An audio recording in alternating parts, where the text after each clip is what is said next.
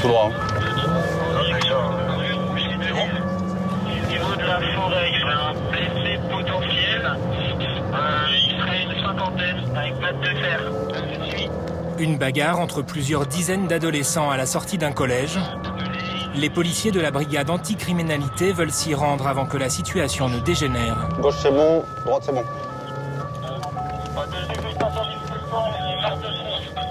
Tiens, oh, il y a du monde.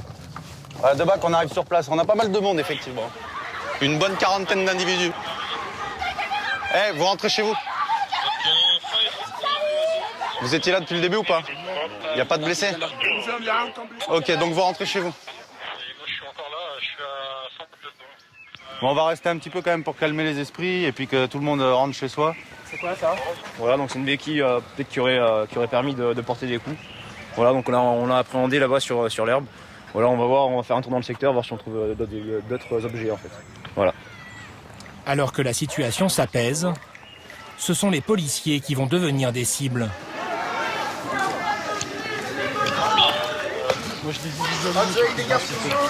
Vas-y, je monte avec Chips. Tu restes là? On va faire le tour, on va essayer d'en choper un là. Ouais. Ces insultes, Sébastien ne veut pas les laisser passer. Basket orange, chaussette blanche, capuché. Ouais, c'est lui.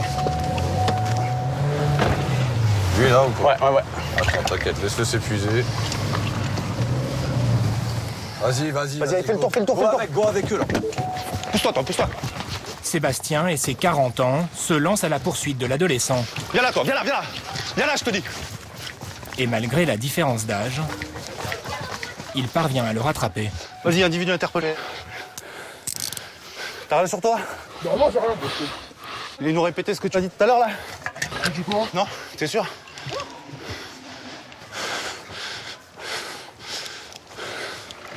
Jo, c'est ça? C'est lui? Parfait. C'est moi. Il a été palpé, hein. Ok. Des fois on laisse passer, mais là non. Une fois, 2 fois, mais allez niquer vos mères, fils de pute.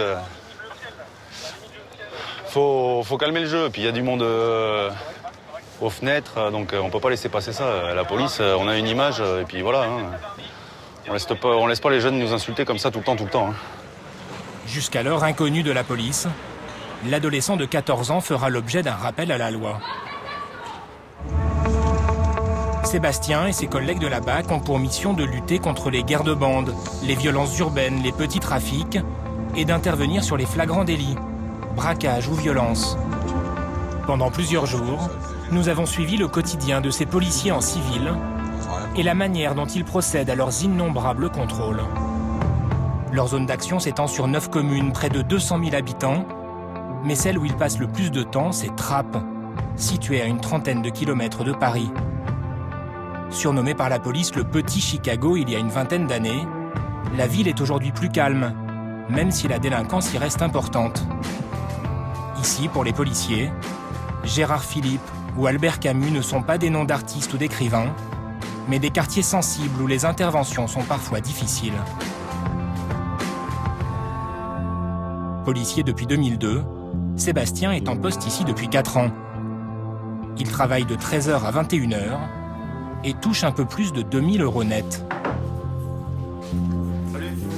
La journée commence par la préparation du matériel. Alors on a des grenades lacrymogènes et des grenades de désencerclement en cas d'attroupement et de façon à s'extirper plus vite si jamais on était entouré d'individus hostiles. Puis là on a les cartouches du lanceur 40. Le lanceur 40 c'est ce qui a remplacé le flashball. Taser et équipement de maintien de l'ordre classique, mais aussi un armement plus lourd. Depuis les attentats du Bataclan, les brigades anticriminalité sont effectivement en première ligne en cas de prise d'otages terroristes.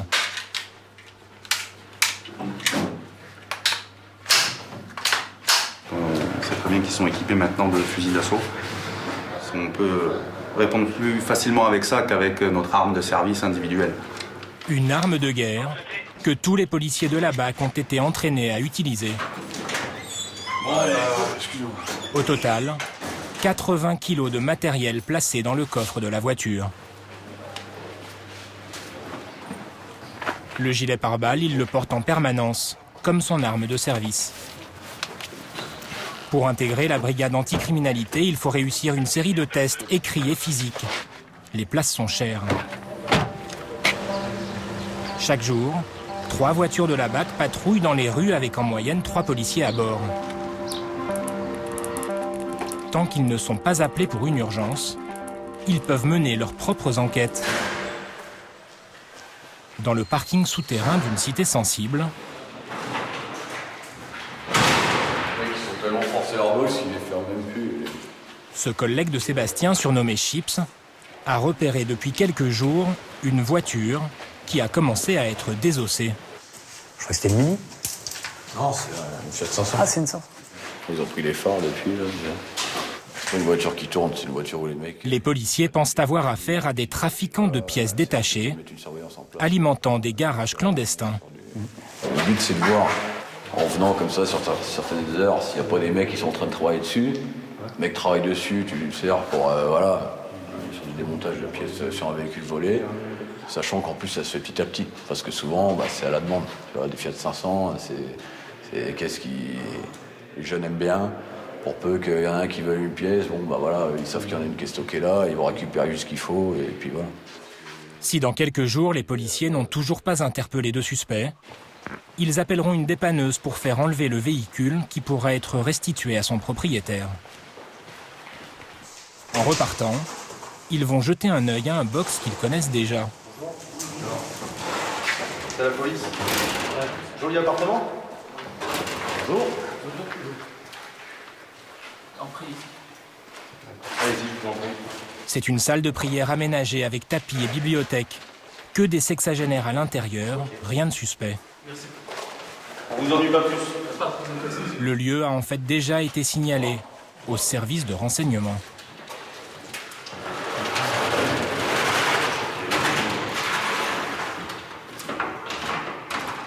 Ils ont une autorisation, on va dire provisoire, le temps qu'une autre salle de prière officielle soit faite. Nous, on a fait remonter l'info, comme je disais tout à l'heure. On transmet les informations qu'on a sur le terrain et après, qui de droit se charge de surveiller ou de laisser tomber. A priori, rien d'illégal ici. Mais l'islam radical est bien présent à Trappes. Lors de leur patrouille, les policiers de la BAC croisent ou contrôlent régulièrement des suspects fichés S à l'antiterrorisme. Ces dernières années, près d'une 60aine d'habitants de la ville auraient rejoint la Syrie et l'État islamique.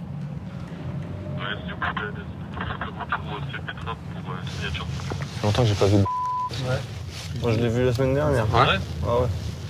Mais il a des sacrées épaules. Il est rentré. Je sais pas si c'est pas lui à gauche. Ah si c'est lui. Si c'est lui. À gauche, en noir, l'homme observé ne jette pas un regard aux policiers. Ils ne le contrôlent pas. Ils le connaissent déjà très bien. Avant, à la base, c'était un... Il faisait beaucoup de vols arrache, de vols avec violence. La dernière fois qu'il est allé en prison, c'est grâce à nous. Il y a un collègue qui a laissé un genou et moi j'ai pris un coup de tournevis dans la main.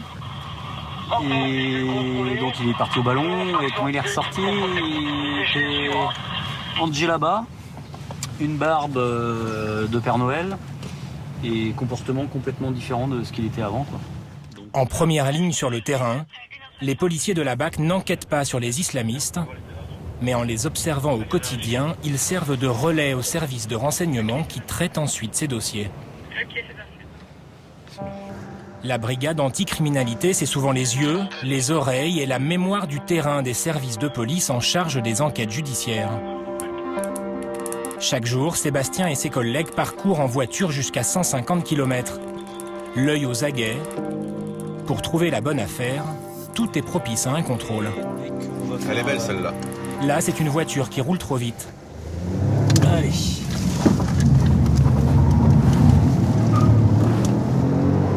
Alors ils vont nous demander un motif de contrôle. Ils roulaient à vive allure. La délinquance routière n'est pas la priorité de la BAC, c'est un prétexte pour trouver autre chose. Et il a compris.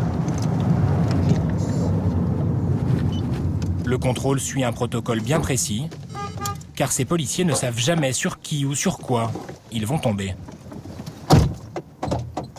Demandez de se mettre sur le côté là. Faire attention comment je me stationne. Voilà, protéger mon collègue qui est sur la gauche. Au cas où on se ferait rentrer dedans, il est protégé par mon véhicule. Et de bien coller aussi le véhicule qu'on fait stationner. Que si le gars veut percuter, qu'il n'y ait pas trop de dégâts, que je puisse repartir. Les policiers fouillent les occupants de la voiture à la recherche de drogue ou d'objets interdits. Ils ne les connaissent pas et sont intrigués par leur présence ici. Et toi, t'es de trappe, ouais? Non, mon chien, il manait. Et vous venez faire quoi, là? On la trappe, on pris pas manger. C'est une question... Manger, tout ça. Il y en a qui sont connus de la police, là, ou pas? Non. Sûr? Sûr. T'as jamais fait de garde à vue? Si. Ah bah alors t'es connu de la police? Bah non.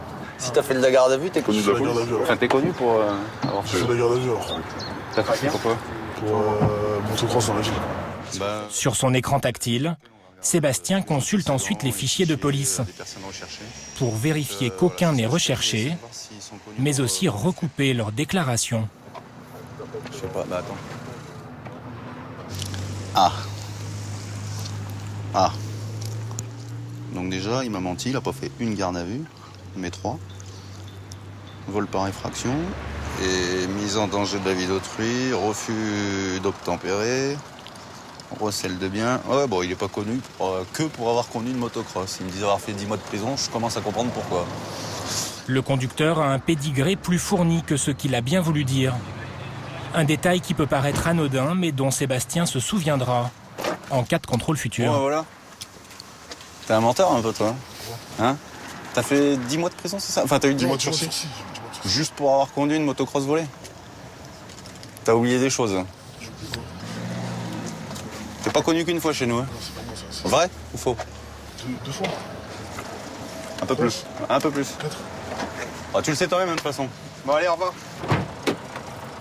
Un équipage de la BAC réalise en moyenne une demi-douzaine de contrôles chaque jour.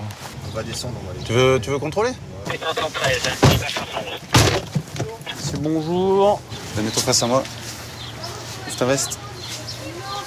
Tu connu de la police? Le vivent parfois comme du harcèlement. C'est tous les jours. Tous les jours, c'est contrôlé. C'est rien. C'est pas toujours nous. Hein. Pas toujours vous. Mais j'ai pas dit vous. On a l'habitude, vous voyez. Hein. Ouais, on a l'habitude d'enlever les chapeaux, on connaît les consignes, on connaît par cœur. Hein, bah ouais, ça fait partie du job, hein, de contrôler. Puis à force, effectivement, on tombe sur des affaires parfois, donc on contrôle pas tout le temps pour rien. Allez, bon après-midi, monsieur. Au revoir. Des contrôles qui permettent à la BAC de Trappes chaque mois d'interpeller environ 80 personnes, essentiellement dans des affaires de stupéfiants. Fermez les mains apparentes là derrière. Là. Mais ces contrôles du quotidien peuvent être interrompus à tout moment quand l'urgence s'impose. Le scout, c'est bon, ils l'ont. Et ça part. Tu mets un GPS, mec? Faut rentrer dans l'entreprise. Là, on part sur un scooter et ça fait 2 fois qu'il est repéré dans la journée et qu'il fait des refus d'obtempérer aux collègues. Et apparemment, là, ils auraient lâché le scooter et les individus seraient en fuite à pied. Refusant les contrôles, abandonnant finalement leurs 2 roues, les suspects ont l'air déterminés. La possibilité d'une grosse affaire pour la BAC. Ils sont dans quel bordel, là? Ils sont partis à droite, en fait, on allait pour faire un contrôle du scout. Les mecs qui ont couché le scout, ils sont partis direct en courant là-bas. Ok. On vous laisse en remerder. Une porte de cette entreprise est ouverte. Police! L'alarme déclenchée, les suspects sont peut-être là. Sébastien et ses collègues prennent leurs précautions. L'entrepôt est immense.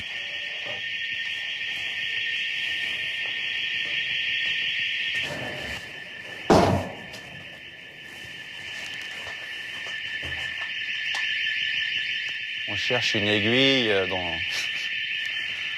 Voilà, là c'est... Malgré 1 heure de recherche, aucune trace des 2 hommes. Ils n'ont à ce jour toujours pas été identifiés.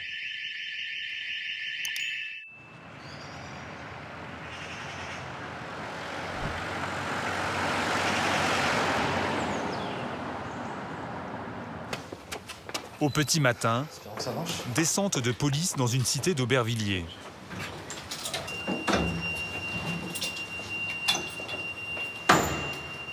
Ces enquêteurs de la brigade de protection des familles cherchent à interpeller un jeune homme de 18 ans. Un multirécidiviste connu pour vol, trafic de stupéfiants, effraction, escroquerie.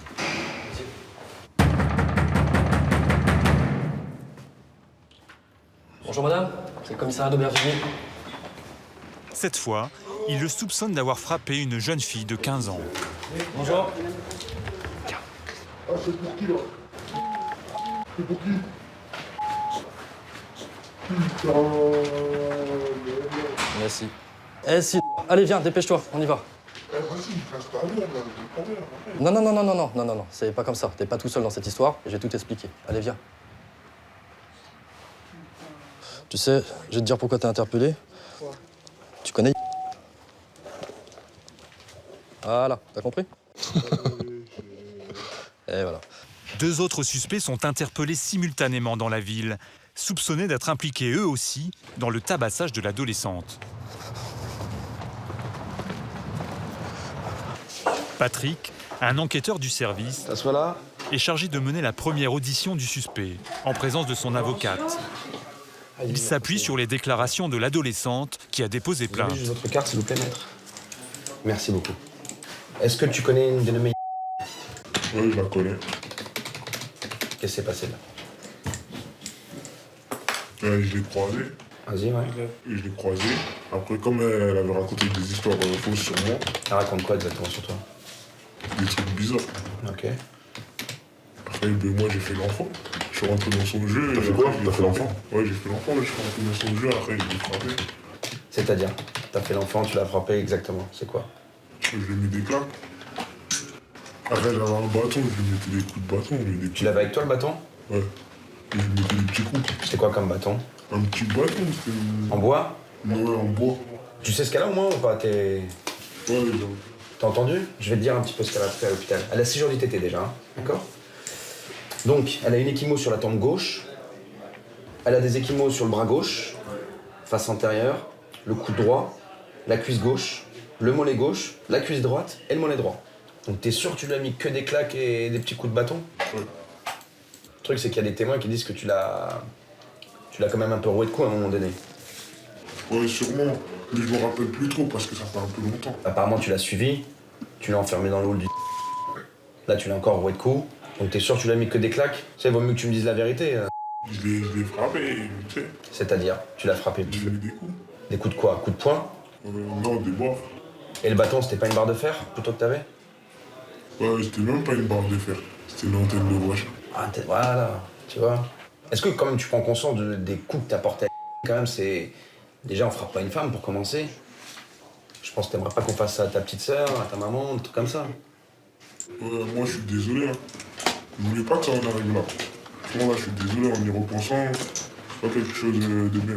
Après cette première audition, un complice présumé de l'agression, lui aussi connu du service, est à son tour interrogé par un autre policier. Il est très décontracté face à l'enquêteur. Alors toi, elle t'a reconnu sur le fichier, parce que c'est sur le fichier qu'on a. Comment, en photo? Ouais, sur les photos, bah tu sais, t'es déjà inscrit dans nos fichiers. Non, ma photo, je suis beau.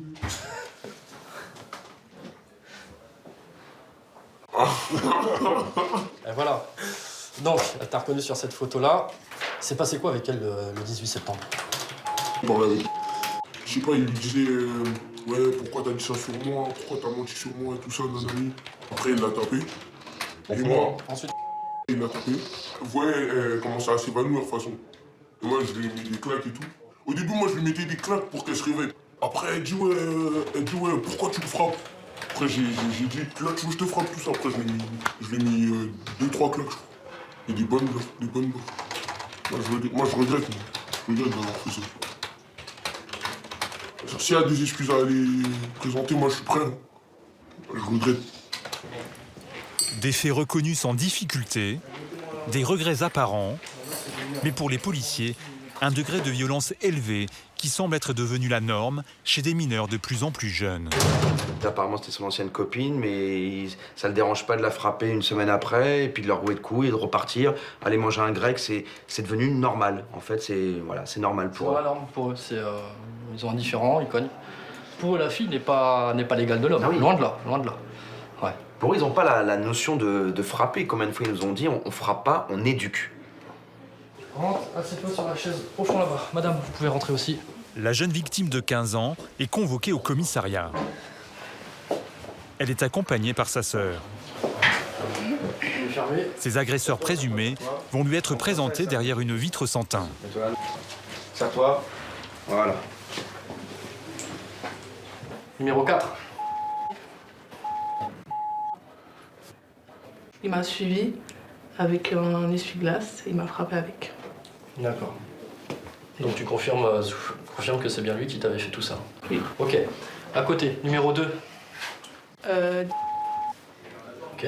Il avait fait quoi? Il m'en a mis une pour me relever et en me relevant, il m'en a mis une deuxième. Voilà, ok. Je sais pas comment cette histoire va s'en finir, mais... Je sais pas du tout. Je vous assure que j'en ai la boule au ventre. Ouais, mais je comprends. Et ma soeur, voilà, et c'est elle qui va s'en prendre. Tout le quartier est en train de lui dire, ouais, s'il tombe, c'est à cause de toi. S'il tombe, c'est à cause de lui. Ouais. Oui, je sais, mais vous connaissez comment ça... Ouais, moi, je peux pas être derrière ma soeur tous les jours. Je sais, ils sont un jour, ils vont me la prendre, ils vont la mettre dans une cave. Et vous savez, nous, on est des gens sans problème, sans histoire. Bien sûr, bien sûr. Dans cette affaire, il n'y aura pas de sanction. Le principal suspect s'en sortira cette fois avec un rappel à la loi. Aubervilliers, 76 000 habitants. Le taux de délinquance y est l'un des plus élevés de France. Une ville frappée par une économie de survie à ciel ouvert. Trafic de cigarettes vendues à la sauvette ou mécanique sauvage sur les trottoirs avec ses garagistes de fortune. Une partie de la ville est classée depuis 2012 en zone de sécurité prioritaire. Mathieu, tu reprends le volant, s'il te plaît. Vous descendez, vous vous levez. Des patrouilles sur le terrain, mais aussi un travail d'investigation mené depuis ce bâtiment de briques rouges, le commissariat d'Aubervilliers. 150 fonctionnaires travaillent ici, sous la direction d'une femme, une commissaire, Fabienne Azalbert. Ça va être une semaine assez chargée. On va parler d'abord des affaires judiciaires. Elle et ses équipes gèrent une dizaine de gardes à vue chaque jour. Trafic de stupéfiants, affaires de mœurs, mais aussi une spécialité locale, le vol à la portière. Ces images ont été tournées par la police. Des jeunes en scooter cherchent une proie dans les rues de la ville. Ils nous ont pas vus, les gars. Ça va taper là. Zoom, zoom. Oh putain, il va taper. Il adresse, il faut que j'aille. Belle incendie. Le vol n'a duré que quelques secondes. Et vous les lâchez pas, les gars. Cette fois, les voleurs réussissent à prendre la fuite au prix de multiples risques. Ils se séparent. Depuis 3 mois, ce policier surveille un groupe de jeunes particulièrement chevronnés.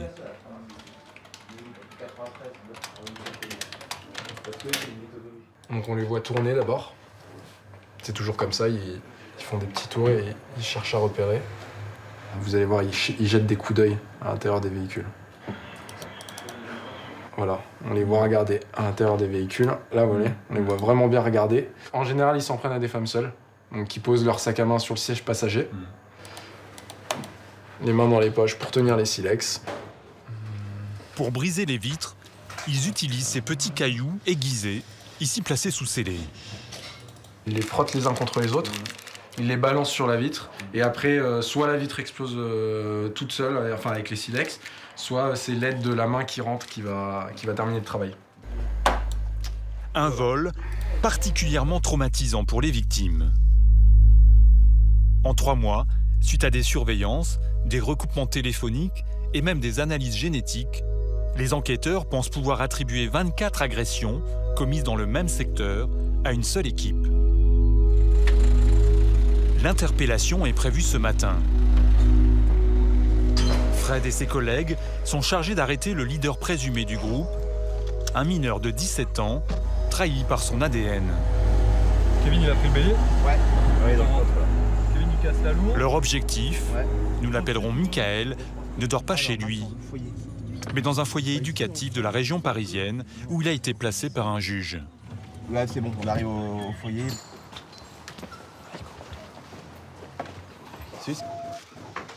C'est moi. On vient t'interpeller. Tu te lèves?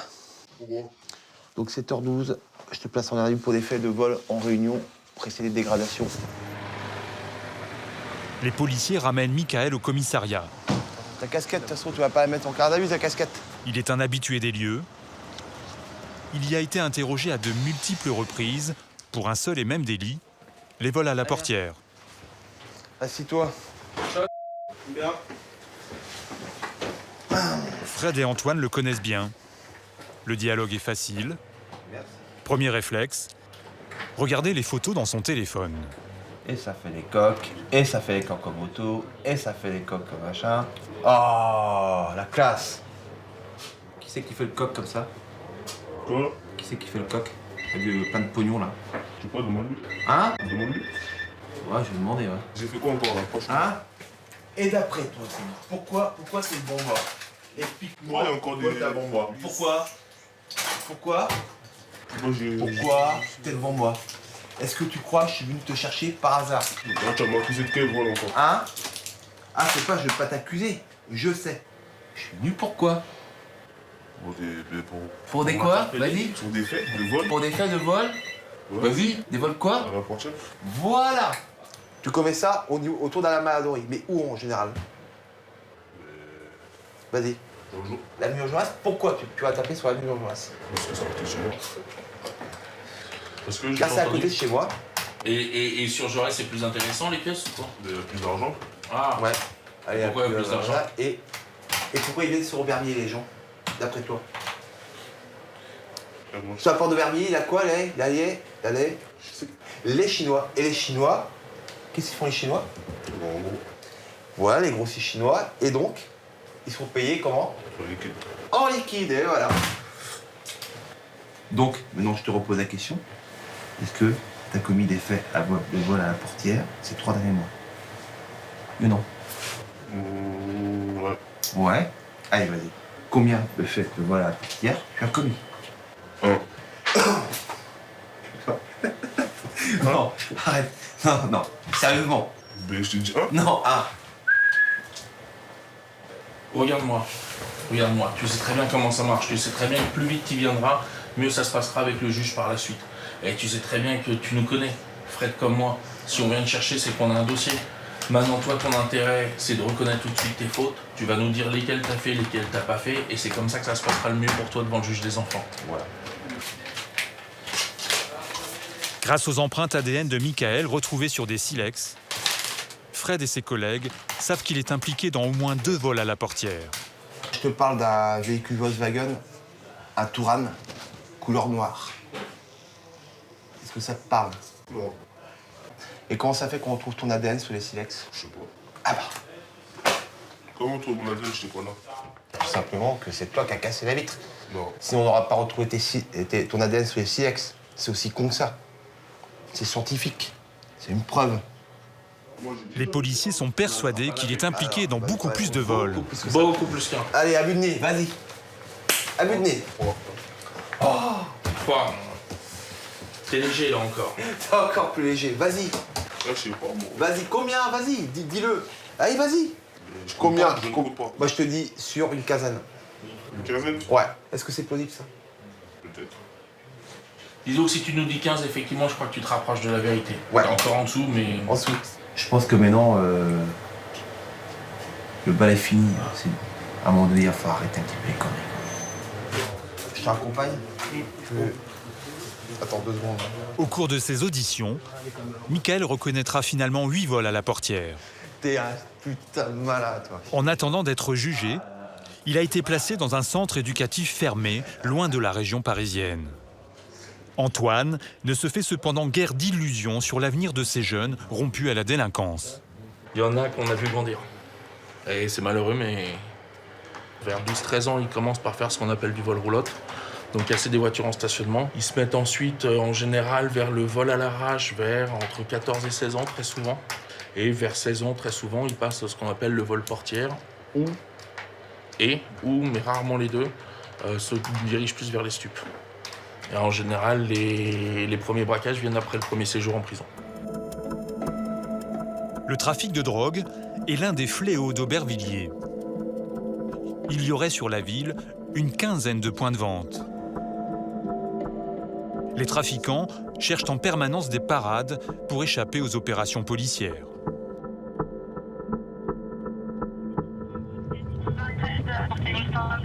Les hommes de la brigade anticriminalité, la BAC, s'intéressent à une cité connue pour être un point de deal.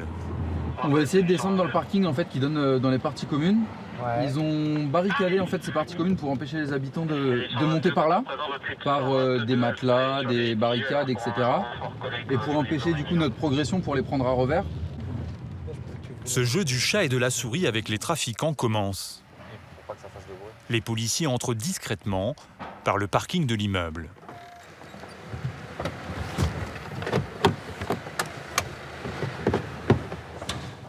Ils vont tenter un flagrant délit.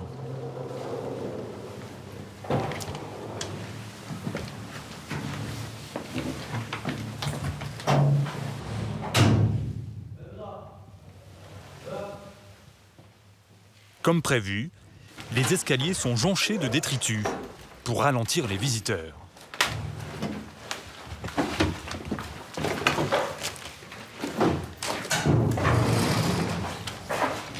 Les policiers surprennent un acheteur. Mais le vendeur, lui, est invisible. Ici, les transactions se font par ce trou, creusé dans le mur. Une sorte de guichet qui permet aux dealers de prendre la fuite en cas d'arrivée de la police. C'est ce qui en fait si on n'arrive pas à l'intérieur directement dans l'immeuble, on ne peut pas l'avoir. Pas le choix. Là maintenant avec la nouvelle technique qu'ils nous ont fait, ça va être soit l'acheteur soit le vendeur. Il va falloir qu'on innove maintenant une nouvelle technique pour essayer de les prendre en tenaille et faire les deux en même temps. L'acheteur ne sera finalement pas poursuivi.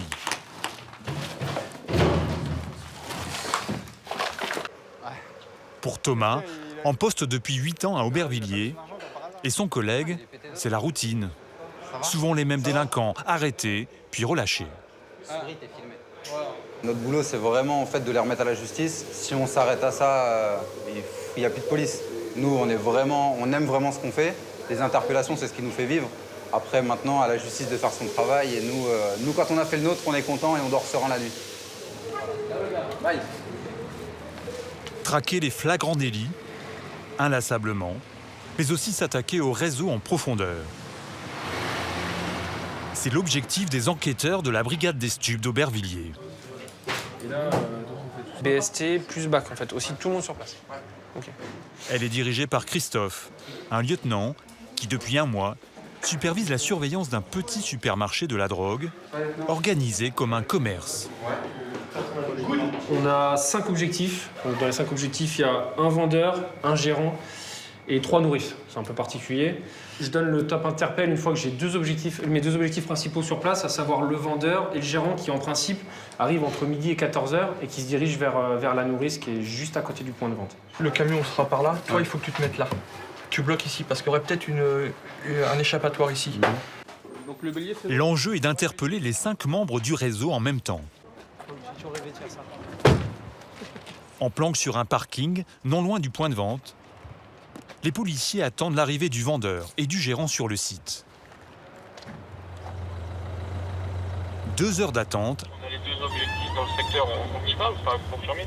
Avant le top départ. Ok, bien reçu. Allez, on y va. Go, on va y. Les policiers à moto ont pour mission d'interpeller le vendeur. Juste abaisser à un moment donné. Équipés d'une caméra embarquée, Ils aperçoivent rapidement leur objectif, ici sur la gauche.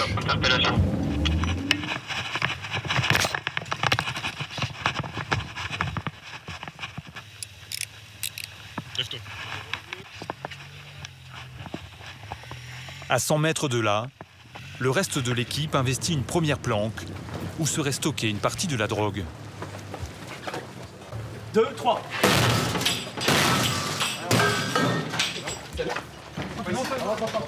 En face. Lance.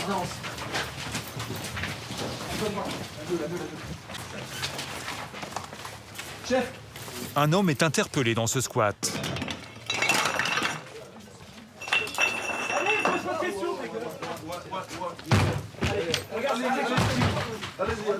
C'est lui qui réapprovisionnerait le vendeur plusieurs fois dans la journée. T'es placé en garde à vue. Ouais, il n'y a pas de... Palpe-le quand même pour voir qu'il a... Attends, je vois qu'il a les poches pleines là derrière lui. Le chien il est où?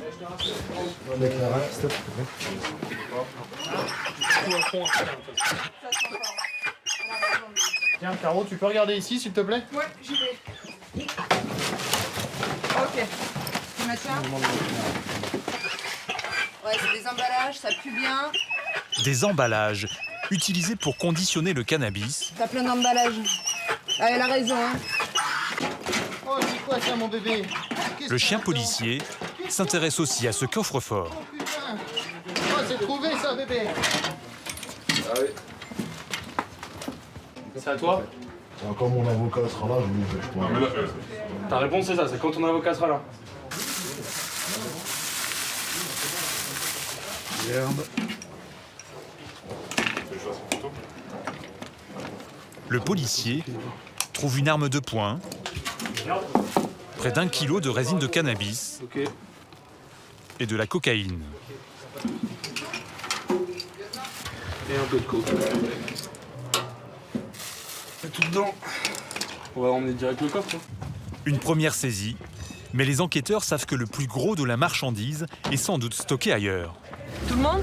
Tu, on va à la nounou. Allez, go! Dans le jargon policier, la nounou, la nourrice, est une personne au-dessus de tout soupçon à qui les trafiquants confient leur stock. Il faut l'interpeller au plus vite avant qu'elle ne soit prévenue. T'inquiète pas. Tu viens me présenter?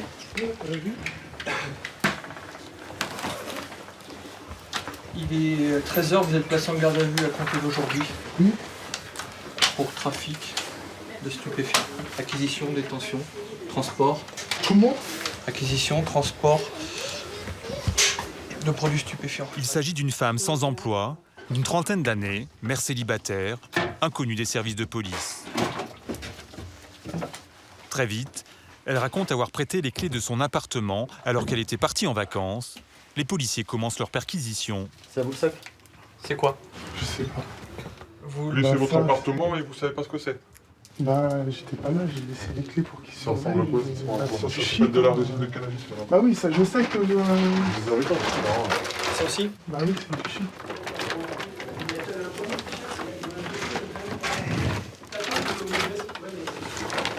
C'est tout ce qu'il y a. Enfin, c'est déjà pas mal.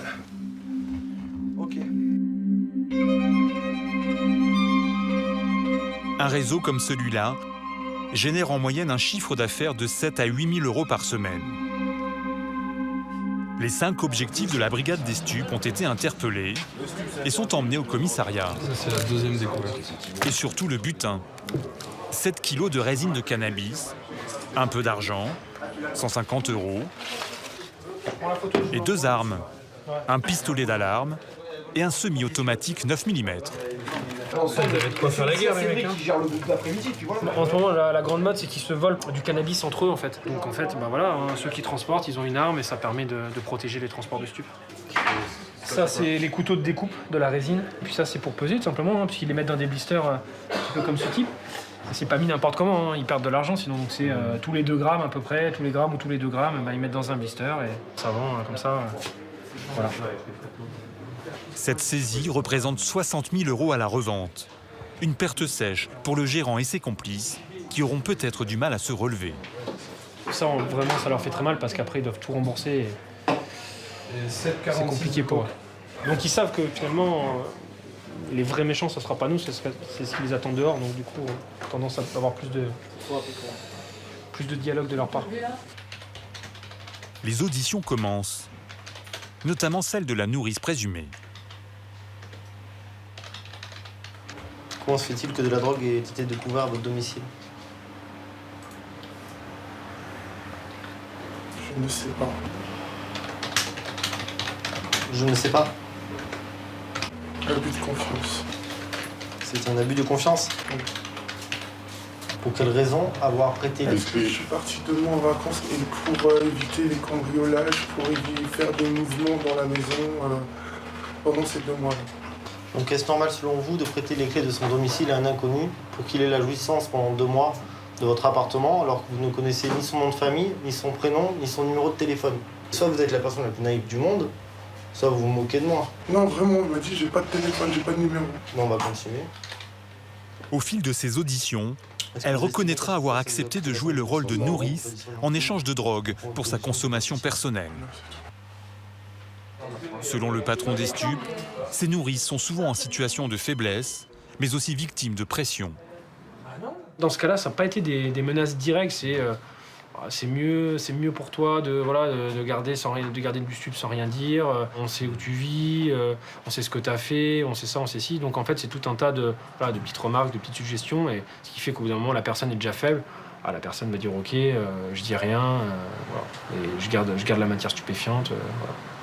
Pour pas avoir d'histoire en fait, hein. C'est vraiment c'est un vase clos donc. Jugés en comparution immédiate, les responsables du réseau ont été condamnés à 4 ans de prison ferme et 10 000 € d'amende. La nourrice, elle, a écopé de 12 mois de prison avec sursis.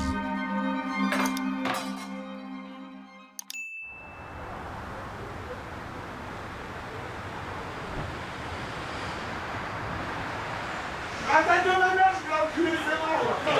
C'est bon. Attaque de ma mère, je vais l'enculer. Je fais rien. 2 secondes, s'il te plaît. Je veux juste voir ce putain de c'est mort. Elle est complètement tarée. Entre ces 2 femmes, une rivalité amoureuse a dégénéré à coups de barre de fer. Les policiers veulent les placer en dégrisement. Non mais c'est dégueulasse. J'ai rien à faire là. Seulement, au commissariat, il n'y a que 4 cellules. Enferme la route de meuf aussi. J'ai pas de place. L'autre garde à vue, l'autre il a vomi partout, il faut la nettoyer. Et je peux pas mélanger des dégrisements avec des gardes à vue. Donc je ne sais pas. C'est des problèmes qui se posent souvent, ça? Oui, quand on a beaucoup de monde, oui. Monsieur, vous venez avec moi, vous prenez votre couverture, votre manteau, les chaussures, vous changez de garde à vue. Ouais.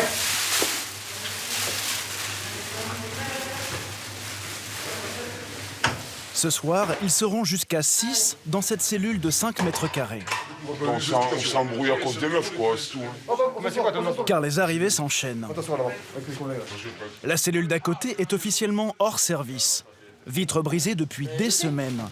Elle est pourtant occupée par une femme que les policiers préfèrent laisser seule, car jugée trop dangereuse. Espèce de grosse putain, va te faire enculer. J'ai rien fait de mal. Faute de place, il relâche la moins agressive des 2 femmes qui s'étaient battues. L'autre Toujours calme? Pas trop à bout. est gardée dans une pièce réservée aux avocats. Mais on ne veut pas me laisser mon chouchou, quoi. Et on n'a pas le droit. Tu pourrais te blesser avec. Mais c'est un chouchou. Et je sais, c'est un élastique, quoi. Alors tu l'avales mal et tu t'étouffes. Et voilà. Juste à côté, le poste où arrivent les appels police-secours et les messages des équipes en intervention. Ils sont derrière 2 personnes là. Ils en ont 3. Mais je sais pas comment ils vont faire pour les ramener. Il va falloir qu'on aille à Carcassonne pour emmener des gardes à vue. C'est dans ce brouhaha que Julie, gardien de la paix depuis 4 ans, tente de taper son rapport. Collé à l'éthylomètre, Là c'est bon, faut y aller. Prenez une bonne respiration. où défilent les conducteurs en état d'ivresse. Vas-y, on a le temps.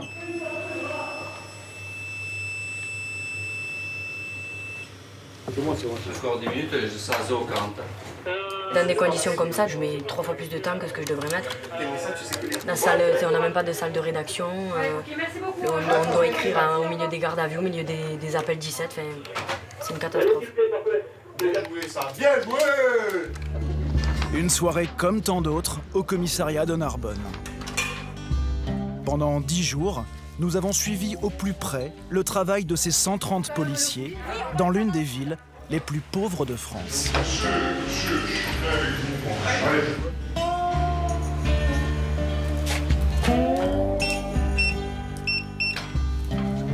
Pierre, dit Pierrot, a 56 ans. Ses journées de travail débutent à 20h et s'achèvent à 6h du matin. 30 ans de police, dont 20 passés à la nuit. Un choix initialement dicté par des raisons familiales. Mon épouse travaillait, je m'occupais des enfants la journée, mais après je me suis adapté à la nuit. Et c'est vrai que moi j'ai fait ma carrière et là, même si j'arrive au bout, j'aime ça, quoi. Pourquoi? Parce que j'aime ce monde de la nuit, quoi. Il y a peut-être un peu plus d'action, nous, au niveau de la nuit. Bon, c'est ce qu'on recherche aussi. Et puis il y a la prime. 100 € mensuels, réservés aux nuiteux, comme ils s'appellent entre eux. Pierrot gagne 2500 € net par mois. Il appartient à l'un des 3 équipages qui patrouillent chaque nuit dans Narbonne. 9 policiers pour 54 000 habitants. L'individu aurait tout cassé dans l'appartement reçu. Ouais, bien reçu, là. Les violences faites aux femmes représentent les 2/3 de leurs interventions la nuit.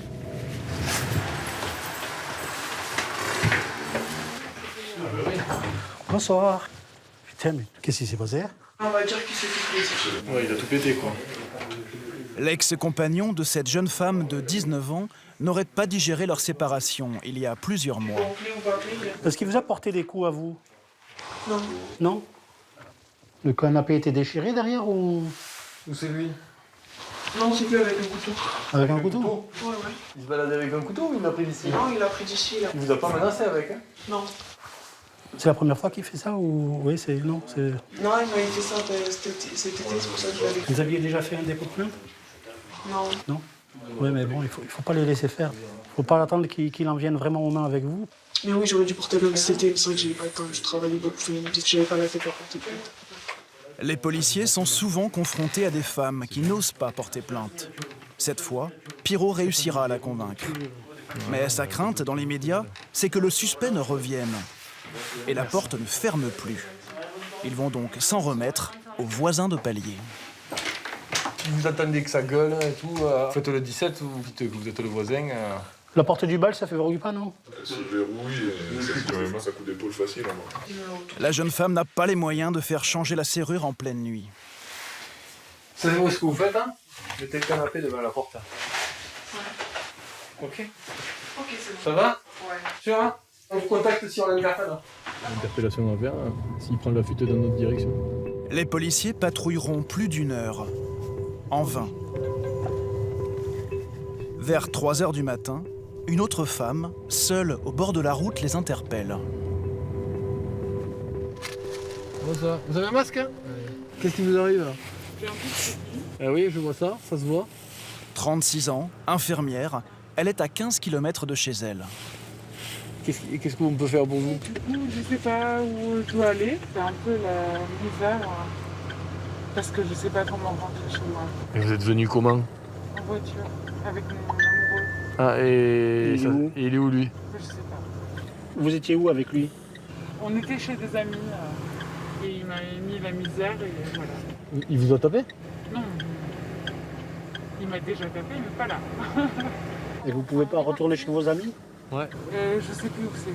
Ah. Clairement, j'ai Ouais. un peu trop oublié. Ouais. Vous voulez pas qu'on vous appelle un taxi? Vous allez au commissariat, on vous appelle un J'ai pas taxi? les moyens. Si je gagne 1700 balles par mois, j'ai mon mec qui travaille pas, donc non. Le commissariat, il est juste derrière, vous avez 300 mètres à faire. Allez, Ça marche. bonne soirée, bon courage. Merci, bon courage à vous.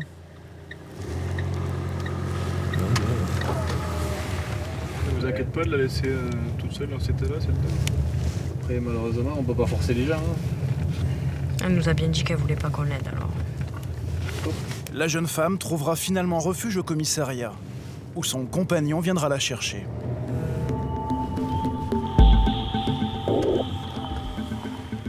Apparemment, elle aurait une arme avec elle, qu'elle va nous remettre, et il y en aurait d'autres à son domicile. La brigade anticriminalité vient elle aussi d'être appelée par une femme en détresse. Cette fois, l'affaire semble grave. Le bail est à son nom. Elle dit avoir été séquestrée chez elle par son ex-compagnon. Elle a 20 ans. Nous l'appellerons Clémence. Sa mère l'accompagne. Il m'a tapé. Ensuite, il a pris possession de mon appartement. Il veut pas me rendre les clés et c'est des menaces tous les jours. D'accord, vous voulez récupérer votre appart en fait. Juste, On nous en parlait d'une arme à feu là. Ouais, moi j'ai ça. Deux pistolets. L'un factice, l'autre bien réel. Elle les aurait emportés en s'enfuyant par la fenêtre. Il est chez vous? Juste ici, oui, il est en train de chiller, il est chez moi. Quel âge il a? Il a 33 ans. Il a déjà fait 10 ans de prison à Lyon. Comment il est physique? Je l'ai fait tout. Ouais, parce que si jamais on le croise dans la rue, c'est lui ça? Ouais. Il a les cheveux longs. On va aller chez elle. Est-ce que vous êtes d'accord pour casser votre porte? Oui, évidemment. Surtout. Donc il faudrait récupérer le billet. J'ai le taser au cas où. Il en faudra un équipage en tenue qui reste aux extérieurs. C'est parce que comme il est au premier étage, et s'il saute, hein,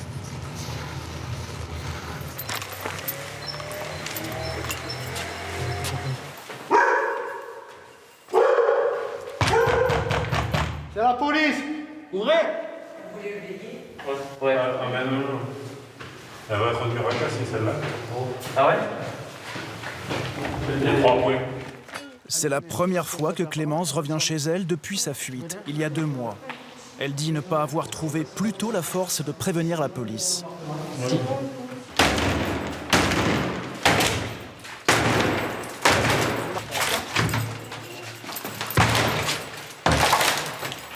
Police.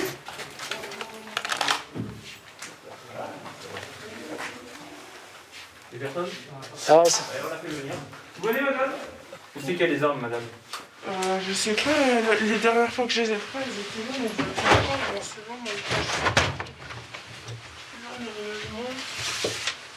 moi, Pas d'armes, pas de stupes et aucune trace de l'ex-compagnon. Mais Clémence va leur donner une autre adresse, là où habituellement, il vendrait de la drogue. Et s'il n'est pas là, en vrai, il y aura des gitans et plein de coques. C'est un appartement au fond d'une ruelle. Bonjour. Bonjour monsieur. C'est le commissariat. C'est la police. L'homme s'adresse discrètement à quelqu'un derrière lui. Vous ouvrez s'il vous plaît monsieur? Bonjour monsieur. Bonjour. C'est chez lui là? Puis retourne finir son dîner en toute décontraction. Vous avez eu le temps de tout jeter dans les chiottes, c'est bon? Dans la cuvette des toilettes, des traces de stupéfiants et des feuilles de compte déchirées. Le propriétaire est où? C'est le propre, on peut pas en prison. Clémence avait raison. Allez, c'est parti. L'homme qu'il recherche était bien là. Vous, qu'est-ce qui se passe au moins? On va vous expliquer comme ça. Il sera placé en garde à vue pour séquestration et violence volontaire.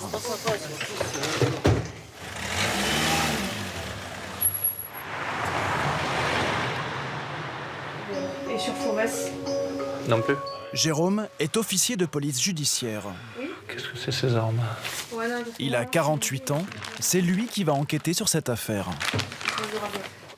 Les photos et les messages permettent juste ce que j'ai pu trouver, quoi. Allez, ça va, on va faire le nécessaire. Je vous attends, d'accord? À de suite. Il y avait une jeune fille qui s'est amourachée d'un garçon, qui l'a mise dans les stupéfiants, et à partir de là, elle a perdu complètement le sens de sa vie. Allez, viens. Clémence a quitté l'école après le bac et vit depuis 2 ans de petits boulots. Je veux pas que tu aies peur de lâcher les trucs, que ça plaise pas. Si tu veux qu'on arrête, on arrête, tu pleures, tu te mets dans la situation que tu veux, ça n'a aucune importance. Il faut vraiment que tu essayes de vider ton sac D'accord? Et s'il y a un moment, comme je suis un garçon, ça te pose un problème, c'est Marjorie qui prendra le relais. Tout ça, c'est ce qui m'envoie.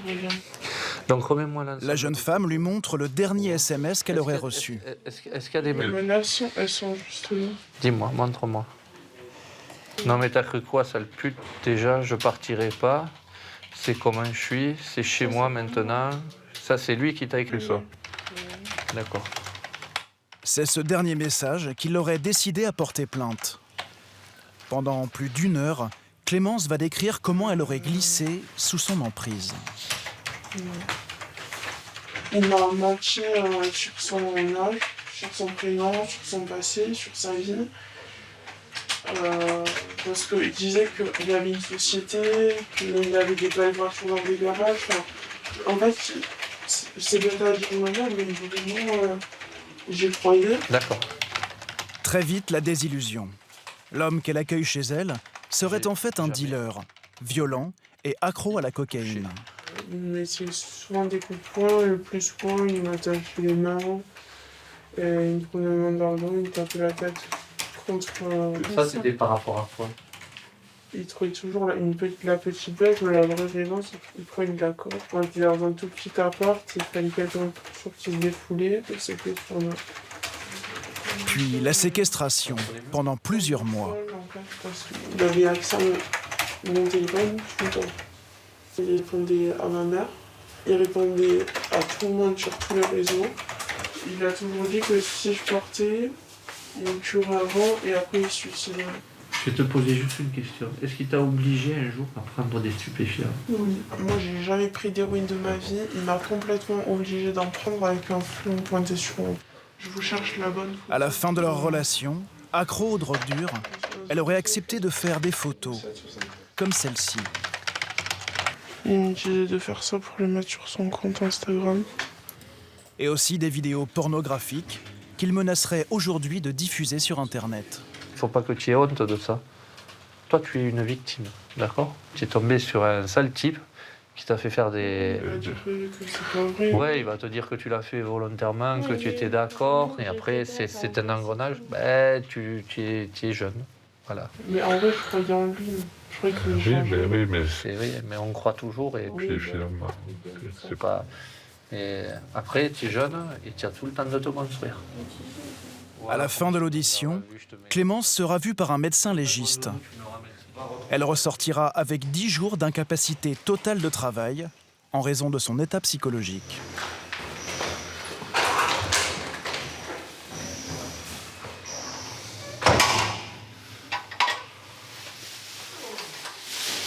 Bonjour. Venez. Bonjour. Ouais, vous enlevez la capuche, s'il vous plaît. C'est au tour du suspect d'être entendu. Vous laissez la veste ici parce qu'il fait chaud dans les bureaux là. Sans emploi, il prétend vivre du RSA. Allez, on y va.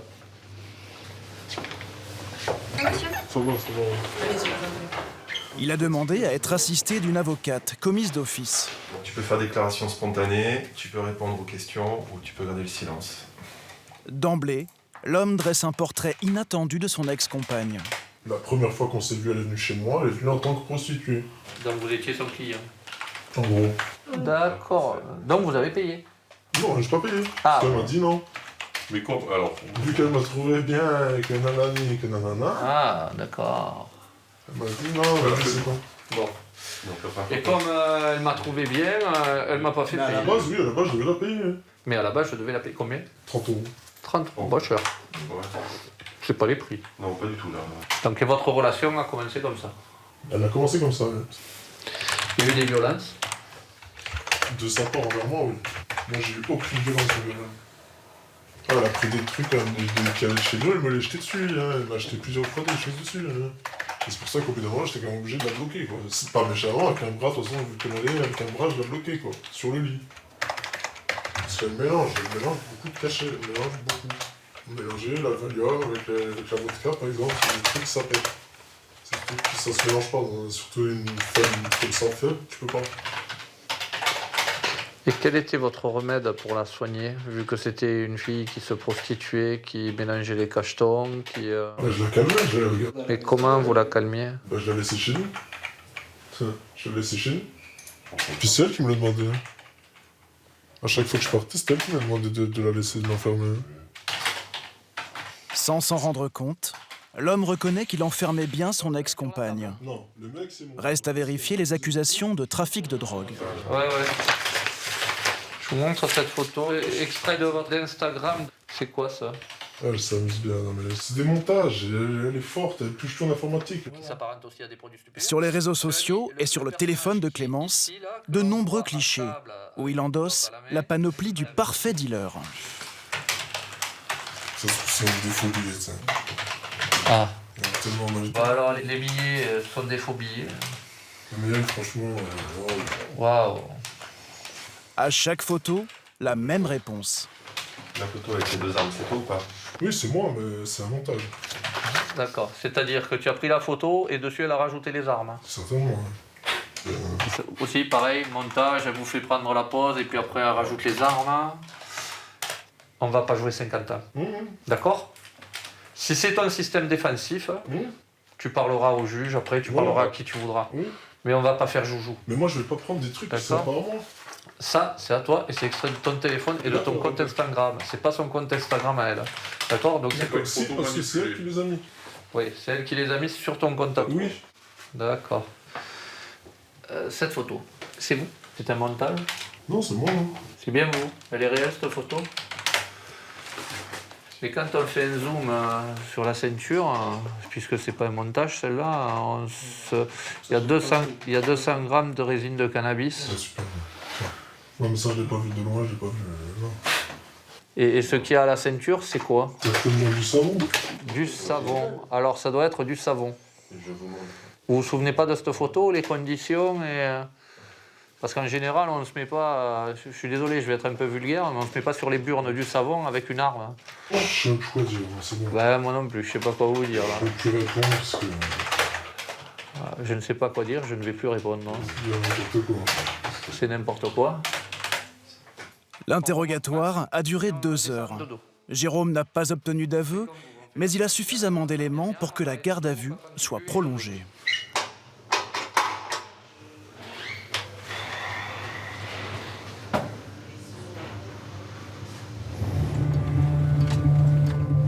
Il est minuit.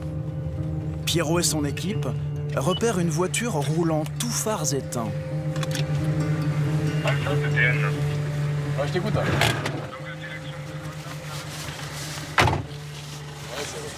avez une pièce d'identité? Vous n'avez pas de pièce d'identité non plus? Au volant, un homme d'une 50aine d'années. Pas de permis, pas d'assurance, et sur le tableau de bord, un détail qui attire l'attention de Pierrot. Non mais attends, Nico, regarde sur le machin là. C'est pas de la coque ça, non? Si. Allez, vous descendez du véhicule, monsieur, s'il vous plaît. Dans le véhicule, il y a quelque chose ou pas, monsieur? Sûr? Mettez-vous sur l'avant du véhicule. Dès l'ouverture du coffre, les policiers vont enchaîner les découvertes. Il y a la carte visible, elle est là devant.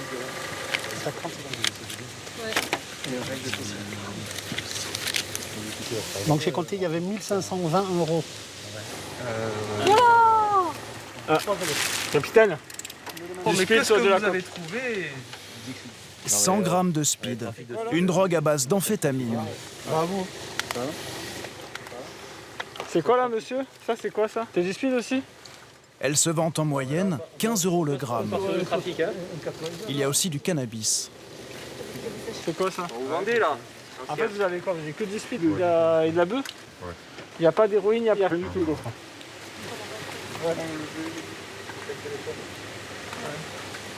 Capitaine, plein de bijoux de femmes et autres. Donc, capitaine, j'ai un sac là, avec une pièce d'identité qui n'est pas la sienne. Ouais, bah, tout ce qui n'est pas lui, on va le prendre parce que on va les passer au fichier des trucs volés, des objets volés. Allez, go, allez, venez avec moi. La suite de la fouille s'effectuera au commissariat. Qui c'est qui ramène la voiture hein? C'est bon? Allez, mais va. Non, non, mais c'est vrai en plus. Vous êtes vraiment des bâtards. Moi j'ai les trucs de coque là. C'est Maëva, la moins gradée du groupe, Mais c'est quoi qui me tombe sur les cheveux? qui hérite de la corvée.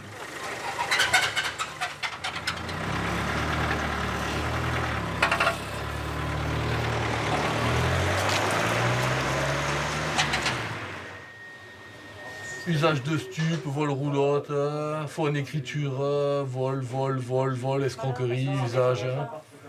Bon petit pédigré. Impeccable. L'homme a déjà une dizaine de condamnations.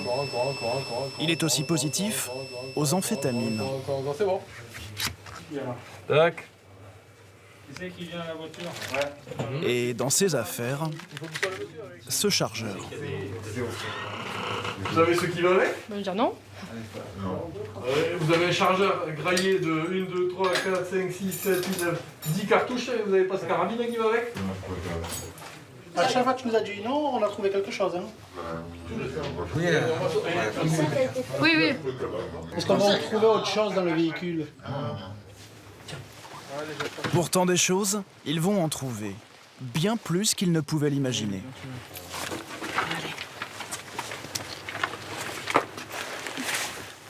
Ça devait être le pro de Tetris, mon gars.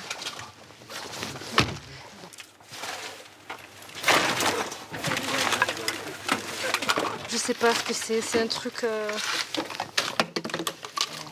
C'est une tête de je sais pas quoi.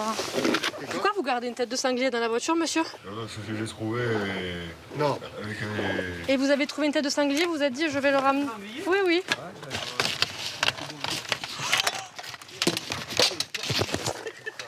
Ça tombait sur mes pieds. Oh, c'est dégueulasse.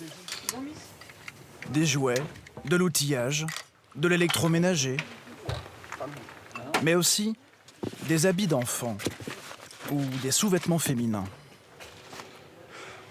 Comment ça se fait que vous avez des carnets de correspondance de collégiens? Je sais pas, j'ai trouvé dans la poubelle aussi.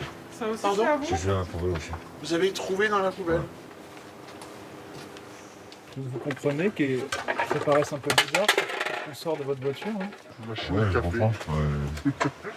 Après, il n'y a rien de volé. C'est des choses que je récupère. C'est toujours les trucs de l'Isère. L'homme est-il un prédateur, un voleur, ou simplement quelqu'un qui accumule de façon compulsive tout ce qu'il trouve? C'est une carte européenne, tu sais? Ouais, mais ça appartient à quelqu'un. Tout à fait. Ah, mais oui, ça m'intéresse, moi. Qu'est-ce que vous cherchez, vous, en priorité? Moi, je cherche des objets qui lui appartiennent pas, parce que déjà, on a trouvé une carte d'identité qui a été volée en Narbonne.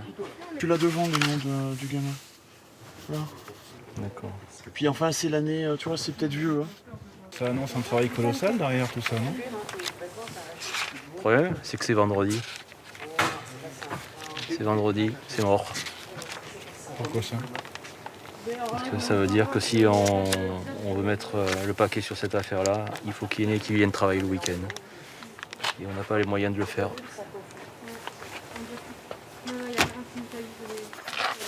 Vous verrez que demain, il sera libre. Le procureur écartera la piste d'un prédateur ou d'un voleur. Rien ne permet en l'état de le relier à une agression. Rien ne prouve qu'il a lui-même volé ces objets. Tu as de la famille sur Narbonne? Tu as de la famille sur Narbonne? Ils sont décédés. Quand j'avais 3 ans, et ma mère j'avais 18 ans. Et après, c'était dans les ruines pour faire oublier le décès des parents. Je pense qu'il va falloir te faire aider hein, si tu veux t'en sortir. Ouais, bah après, je vais m'en sortir. Tu as 52, c'est ça? 52 ans? 53 ans. Ouais. T'as pas de frères et sœurs, non? Si j'ai un frère, c'est pas depuis 20 ans. On va essayer peut-être essayer de reprendre contact avec ton frangin. Ouais, c'est sûr. Déjà, peut-être un lien familial, ça va te... Ouais, après, j'avais peur d'un refus de sa part. Et... Tu risques quand même peut-être de la prison, là. Hein? Ouais, j'imagine. J'imagine. On essaiera de t'en faire finir tout à l'heure. L'homme repart en cellule. Il sera remis en liberté 2 jours plus tard. Je te ramène un verre d'eau. Hein?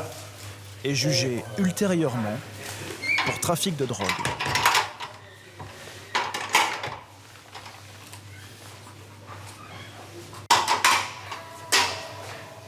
Deuxième jour de garde à vue pour l'ex-compagnon de Clémence.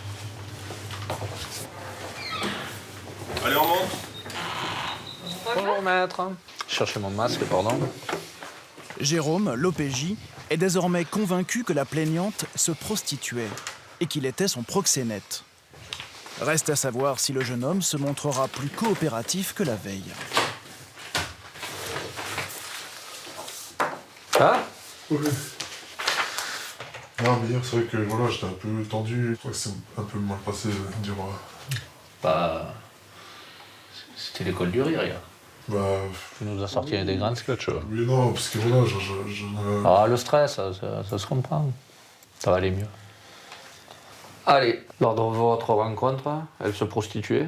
Est-ce qu'elle a continué à se prostituer du temps de votre relation? Je peux pas savoir. J'avais des doutes. Ça, c'est une copie d'écran. En fait, c'est une vidéo où on voit marqué « à vendre hein. ». Et elle se masturbe. Qu'est-ce que vous pouvez nous dire par rapport à ça? Je tombe des nues. Je tombe des nues. J'ai une vidéo. Alors, on entend très faiblement, hein, on va vous la montrer. Vous lui dites « mais », M-E-T-S, hein, mais massage du dos, massage de jambes, massage fessier. Elle vous répond quoi d'autre? J'ai quoi à proposer? Lécher, titiller les seins, des bisous dans le cou. Vidéo. Oui, mais c'est ce que je veux lui faire. Jérôme est convaincu que le suspect dictait à Clémence une petite annonce. Non, mais c'est parce que là, elle Mais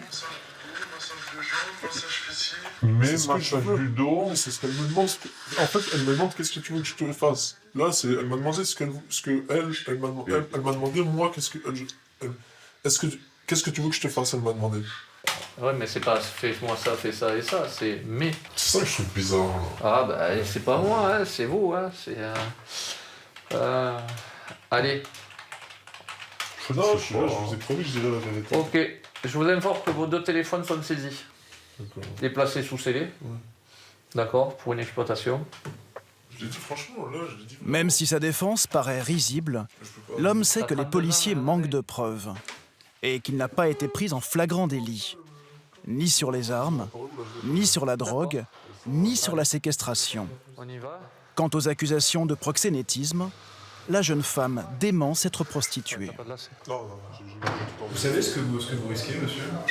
Bah oui, soit un contrôle judiciaire, soit une détention provisoire. Pour moi. Vous avez l'air assez serein, non? Comment? Vous avez l'air assez serein. Pas spécialement, hein. Je suis entre les deux, quoi. Après, je peux pas savoir, c'est pas moi le magistrat, c'est pas moi le procureur, c'est pas moi... Après, je penche plus sur un contrôle judiciaire. Pour s'assurer d'une condamnation, le parquet s'appuiera sur le certificat médical attestant des maltraitances et poursuivra l'homme sur les seuls faits de violence. D'ici son jugement, il est libre, mais a interdiction d'entrer en contact avec Clémence.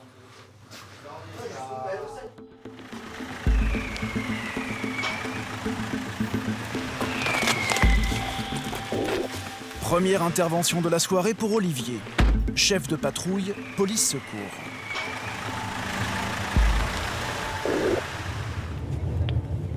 J'ai bien reçu. Entre-temps, je viens encore de recevoir 2 appels pour la même intervention. Ouais, c'est reçu. Un homme aurait tenté de forcer la porte de plusieurs appartements de cet immeuble. Bonjour, monsieur. Qu'est-ce qui se passe là? Expliquez-moi. Vous restez là, monsieur. Vous restez là. Vous restez là, vous asseyez, monsieur. Respecte les forces de l'ordre. SDF, il est bien connu des habitants du quartier. Inoffensif quand il est sobre, incontrôlable quand il est ivre, comme ce soir. Pour le calmer, une dame l'a accueilli en lui offrant un café.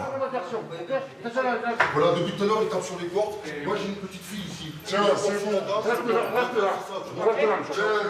Chez moi. Demain, je vous dirai ta mère. On arrive. Le problème, c'est qu'à chaque fois qu'il est bourré, il vient, il fout des bordels, il tape sur la porte, il insulte tout le monde. D'accord. Nous, on ne fait que les décotes. Est-ce qu'il a tapé dans votre porte? Oui, il a cassé plusieurs portes, il pisse partout. Ouais, mais ça va, on va gérer ça. C'est ça que vous appelle pour rien. Et vous êtes pas, demande ma malice. Et va te faire enculer, fils de pute, je vois ma gueule. La vie de mes mères, connaissance de briser. Bon, voilà, marqué, voilà. Allez, monsieur, on prend les affaires ensemble. Vous voulez... Ah, c'est tout. Le voisin décide de porter plainte. Monsieur, ça, Vas-y, dans la tête de ma mère, quand même. Relâche. Maintenant, je vais faire du mal. Non, oui, mon ami. Mon ami, tu voulais voir celui-là. Attends, eh bien, je suis au milieu, hein. C'est bon, tranquille. Tranquille. Maintenant, je vais te... On va pas ça. Tu vois. Vous voulez de l'eau? C'est normal ça dans un appartement où il y a un bébé? D'accord. Voilà. C'est la chambre de ma fille. C'est la chambre de ma fille. Voilà. Et ça arrive souvent qu'ils se comportent comme ça? Ça arrive 4 fois déjà. Ça fait 4 fois. Alors jusque-là, on a été gentils. Madame, écoute-moi. Je m'appelle pas moi. Je m'appelle pas moi. Pendant l'interpellation, les policiers ont subi des coups et des insultes. Ils déposeront plainte pour outrage et rébellion. C'est fréquent ça?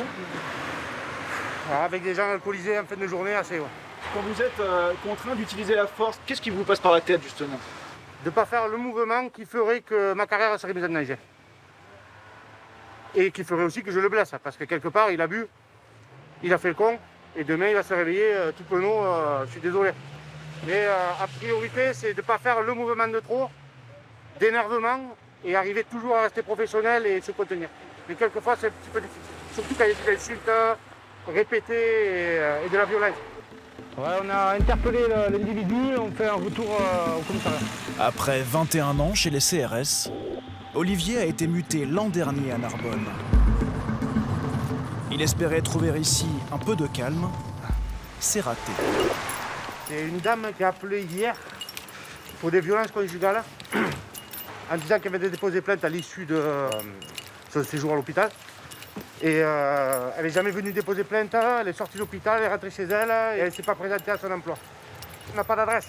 Donc avec les moyens du bord, on va essayer de voir si on trouve son domicile pour voir si elle est toujours en bonne santé. Olivier sait seulement que la famille de la jeune femme vit dans ce quartier. Après un quart d'heure de porte-à-porte, il trouve enfin son nom de famille. Vous êtes à quel étage, madame? Le dernier étage. Bonjour, madame. Bonjour. Vous êtes madame? Non, c'est ma fille, elle est avec son copain. Elle habite où? C'est quelqu'un, si je crois. Je viens avec toi, je t'en montre, elle habite où. Allez, venez avec nous. Merci. Allez-y, montez.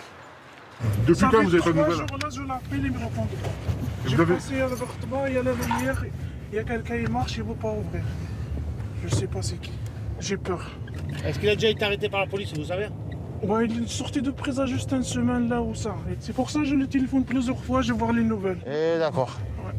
Bon, on va en voir. On verra, ouais. On verra.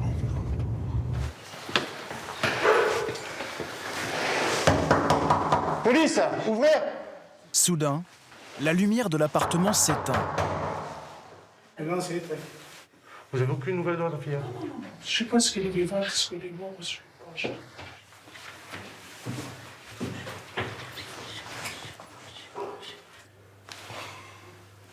Putain, ça passe pas. Je suis obligé d'aller en bas, ça passe pas, hein? Je reviens. Seul un officier de police judiciaire peut autoriser Olivier à forcer la porte. On est devant l'appartement, la porte elle est fermée, tout est fermé, on peut pas rentrer. Donc il nous faut l'OPJ là, il n'y a que l'OPJ qui peut débloquer le château.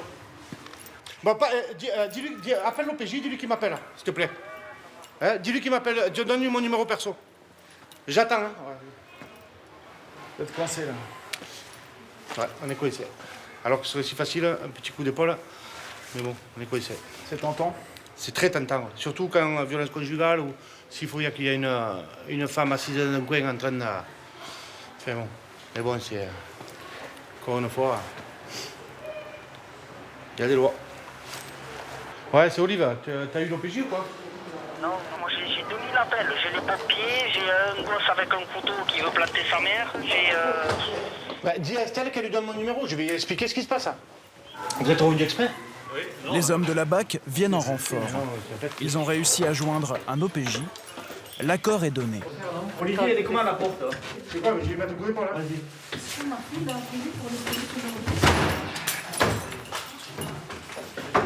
Police, vous êtes là? Comment je ne le fais pas? Et bien alors? Asseyez-vous, madame. Y'a plus personne? Est-ce que vous êtes en danger, mademoiselle? Non. Votre ami, il est où? Il est parti faire les courses que je vois et je sais pas où il est maintenant. J'étais en train de dormir. Pourquoi vous ne répondez pas aux mamans quand elles vous appellent au téléphone? Parce qu'on est en embrouille, normalement, elle ne me parle pas. Plus qu'une embrouille. La mère s'oppose violemment à la relation qu'entretient sa fille. Ma fille, mon bébé. Olivier découvre qu'il y a quelques jours, d'autres collègues sont intervenus parce qu'elle était en train de battre sa fille. Ma chérie, j'ai rien à faire. Tournez la page, ma chérie, c'est pas grave. Ça y est. Non mais madame, elle a pas envie de la tourner la page. Elle a pas envie de vous parler. Elle a pas envie de la tourner la page. Ma chérie, ça y est. Elle est bien, elle a pas mais là, vous quittez les lieux. Voilà, elle va bien. Ouais, elle va bien, tout va bien. Allez, vous réglerez ça plus tard, ça n'a rien de nécessité. Allez, on va la laisser tranquille. Allez, venez, venez. La jeune fille est majeure, sa mère n'a pas le choix. Elle doit partir. Qu'est-ce que vous ressentez là? On intervient sur un fait. On essaie de faire au mieux pour protéger l'intégrité de la personne s'il y a besoin. Elle n'est pas battue, enfin, elle n'a pas de marque. J'ai regardé, elle n'a pas de marque.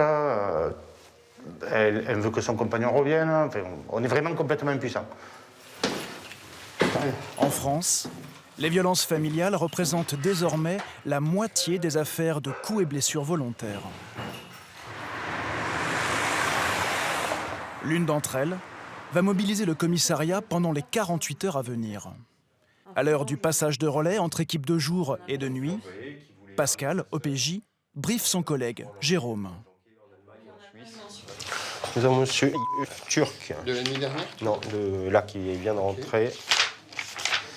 Qui est là pour des menaces de mort réitérées commises en raison de l'orientation sexuelle de la victime. Ah. En fait, il a appris par sa fille qu'elle était lesbienne et il a fait la route depuis le 67 pour la tuer.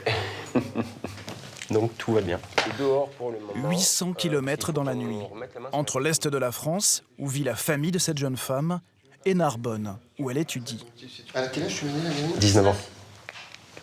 Et elle est en cours de plainte, elle est totalement terrorisée. Elle est comme ça, là. Son frère vient la récupérer, il arrive de Colmar, il sera là dans 1h30. Donc il y aura son frère à entendre. Qui ne va pas la tuer, lui? Non, normalement non. Le père est en garde à vue. Il a été interpellé devant l'université où étudie sa fille. Âgé de 52 ans, directeur d'un magasin de bricolage, il est né en Turquie et a passé presque toute sa vie en France. 96, ça vous fait quel âge, ça, du coup? 24 ans? Ah oui, c'était votre anniversaire. Jérôme commence par entendre le frère de la jeune femme. Étudiant en droit, il était au courant de l'homosexualité de sa sœur. Il est venu pour la protéger dès qu'il a su que leur père était en route. On vous a donné quoi comme information, du coup? Alors, tout simplement que mon père avait été mis au courant du coup de l'orientation sexuelle de ma sœur et qu'il l'avait très mal pris, disons qu'il a pété les plombs, tout simplement. La jeune femme n'avait jamais osé parler de son homosexualité à son père. Il l'a découverte par accident. J'étais en FaceTime avec ma mère. C'est à ce moment-là en fait où il a vu sa copine dans le lit. Donc, du coup, je pense qu'il s'en doutait. Et le lendemain, il l'a appelé et il lui a demandé précisément si effectivement c'était le cas ou pas. Et du coup, c'est à ce moment-là où il s'est mis très en colère. Pour apaiser la situation, le jeune homme décide alors d'aller voir son père. Ok, et votre père, en fait, ce soir-là, était dans quel état? Alors, dans un premier temps relativement calme. Je suis le seul en fait où il arrive à ne pas hurler directement et ne pas truc, là où avec ma mère et ma soeur par exemple ça n'a jamais été le cas. Et au fur et à mesure en fait c'est monté en ton. Est-ce qu'il a tenu des propos menaçants devant vous? Ma soeur oui effectivement. Est-ce que vous avez souvenir en fait des propos exacts qu'il aurait tenus? Alors simplement qu'il allait dans les 2 semaines descendre à Narbonne pour égorger ma sœur et crier pour la victoire. Ce sont les mots exacts, ça m'a tellement choqué que je pense que je souviendrai très longtemps. Ce qui est en cause, pour vous, c'est la personnalité de votre père, mais c'est dicté par un poids en fait de la tradition. Je comprends. C'est les deux. Mon père est d'un tempérament relativement sanguin, à la limite du violent, et disons que cette information-là était l'information et que je pense qu'il n'a pas réussi à la supporter et à la digérer. Voilà. Il aurait pu la renier, et pour lui en fait c'est même pas la question de ma sœur est homosexuelle, c'est juste que il a peur du regard notamment de sa famille s'il venait à l'apprendre. Est-ce que vous pensez quand même en fait que quand il fait des menaces de mort, en fait, il est sérieux, enfin, qu'il est capable de passer à l'acte? Il a bien précisé et il a fait à maintes reprises qu'il allait effectivement descendre et qu'on était prévenu. Dès que j'ai su qu'il était là, j'ai compris tout de suite que s'il était venu, c'était pas seulement des propos destinés à nous faire seulement peur. Allez, par ici. Jérôme va maintenant entendre le père. L'homme ignore que son fils vient de l'accuser. Vous avez été placé par mon collègue en garde à vue pour des menaces de mort réitérées commises en raison de l'orientation sexuelle de la victime. La vie de mort, elle fait ce qu'elle veut. Hein. Si elle veut être homo, elle est homo, c'est pas ça le problème. Mon meilleur ami du lycée, il est homo, il vient chez nous à la maison, il emmène son ami, encore une fois, ça ne pose pas un problème.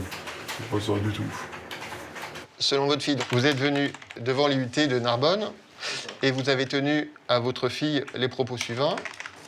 Est-ce que je dois vous trancher la gorge pour que vous compreniez? Parce que s'il le faut, je le ferai. Ça, non, ça c'est pas vrai du tout. Non. C'est pas du tout. Ça, c'est pas vrai du tout. Pourtant, il semblerait que vous ayez déclaré à votre fils, dans 2 semaines, je vais descendre à Narbonne pour égorger ta sœur et crier Allah Akbar. Une réaction?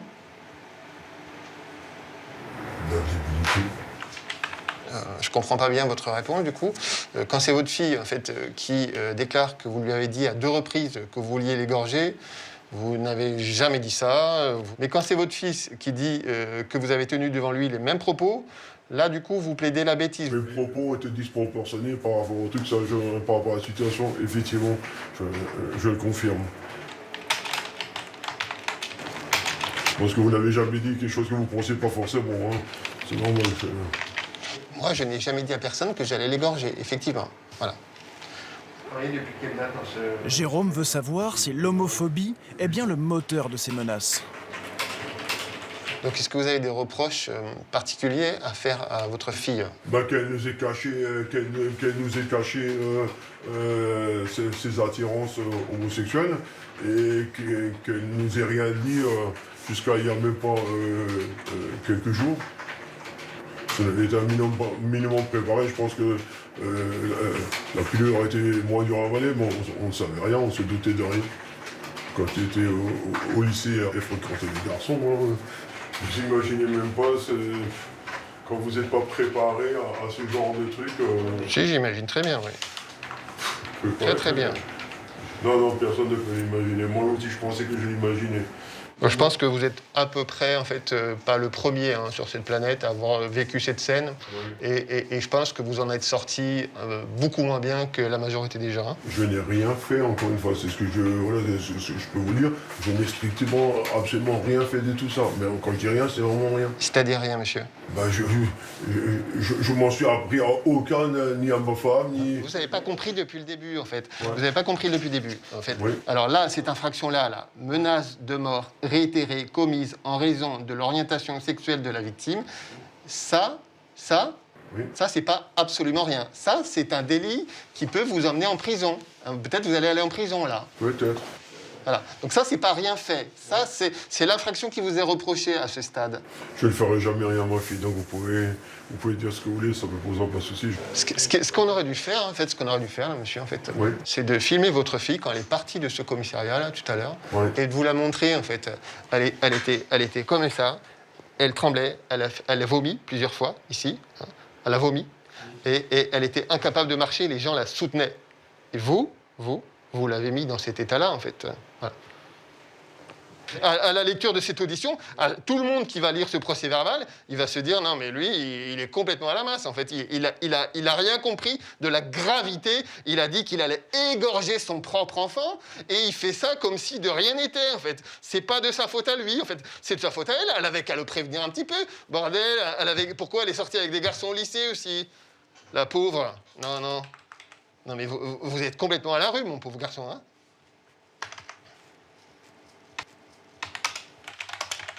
En dépit de la colère de Jérôme, au bout de 2 heures d'audition, l'homme continuera à nier tout projet de meurtre contre sa fille. Bonjour. Allez, asseyez-vous. Le lendemain, la jeune femme est reçue par Pascal, l'OPJ de jour. Elle est accompagnée de son frère. Donc le procureur demande à ce qu'on te fasse voir un psychiatre. C'est pas du tout parce que t'es folle. On dit pas que tu mens. On a tous les éléments qui disent que c'est vrai. Mais le procureur, il veut que tu vois un psychiatre de façon à ce qu'on puisse évaluer le retentissement psychologique que tu as par rapport à ce dossier-là. Et ton père, demain, ira au tribunal. Ça peut être soit il est jugé dans la semaine, soit il sera jugé plus tard, mais a priori c'est ce qui est prévu, avec une interdiction d'entrer en contact avec vous. Et interdiction de rentrer en contact avec votre mère. C'est-à-dire qu'il n'aura plus le droit d'aller à la maison. Il n'aura plus le droit de venir ici. Il n'aura plus le droit de venir ici non plus. Il n'aura plus le droit de t'approcher. Mais donc il a le droit de venir à Narbonne. Il n'a pas le droit de t'approcher. Il n'aura pas le droit d'être sur Narbonne, il n'aura pas le droit d'être sur la ville où ta mère habite. Nous, le but, c'est de l'éloigner de vous, qu'il ne puisse pas rentrer en contact avec vous. Si jamais il rentre en contact avec vous, il commet une nouvelle infraction. Et là, c'est directement la casse-prison. Mais si jamais j'ai un doute, quoi, est-ce que je dois appeler directement le 17 ? Ah oui, il faut appeler. Tu as le droit de faire ta vie, hein, avec qui tu veux. C'est pas à toi d'être terrorisé pour ce qui se passe. C'est lui qui doit avoir peur plus. Oui, monsieur. C'est affligeant, hein. Au téléphone, le procureur en charge de l'affaire. Le magistrat vient de prendre connaissance de la déposition faite par la mère de la jeune femme. Elle a été entendue par les gendarmes chez elle, en Alsace. J'ai eu mon collègue gendarme au téléphone qui me dit que... attendez, je m'éloigne. Parce que j'ai la victime dans mon bureau avec son frère.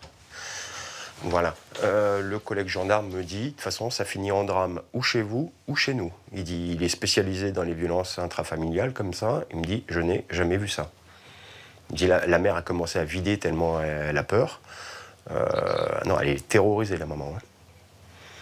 En 12 pages d'audition, la femme a dénoncé des violences qu'elle aurait subies le soir où son mari a découvert l'homosexualité de leur fille.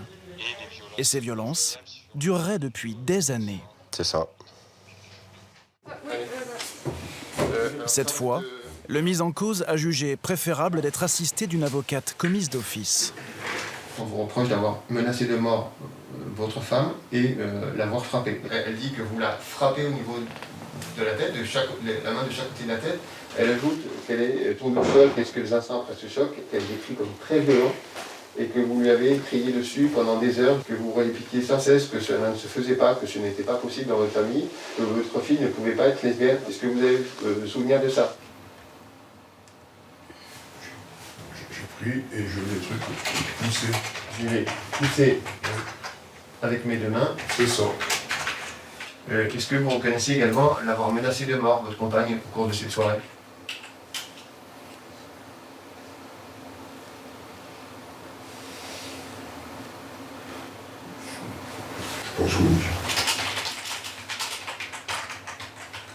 Je précise que je le regrette terriblement, terriblement.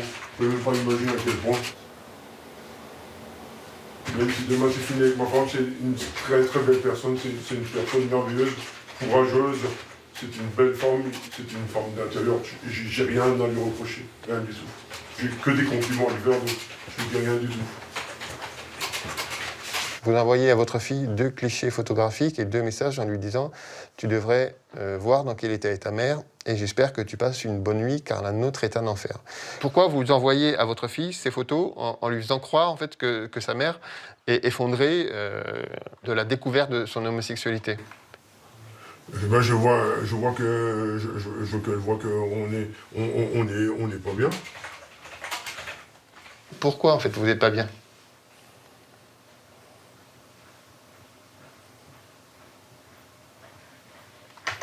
Je voulais qu'elle voie qu'on n'est pas bien. Ok. Vous avez autre chose à ajouter? Non. L'homme sera jugé le lendemain en comparution immédiate. Le tribunal le condamnera à 2 ans de prison, dont 1 avec sursis pour violence et menace de mort. Il a l'obligation de se soigner et interdiction d'entrer en contact avec son épouse et sa fille.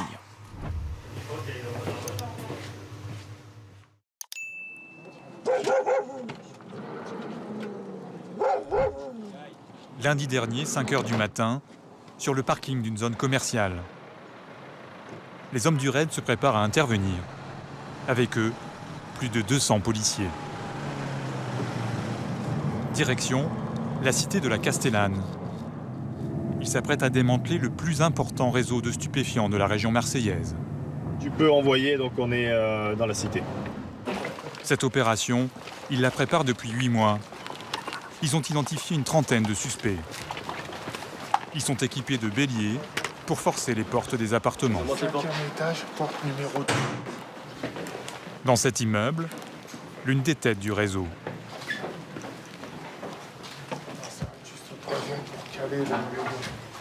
Un homme susceptible d'être armé.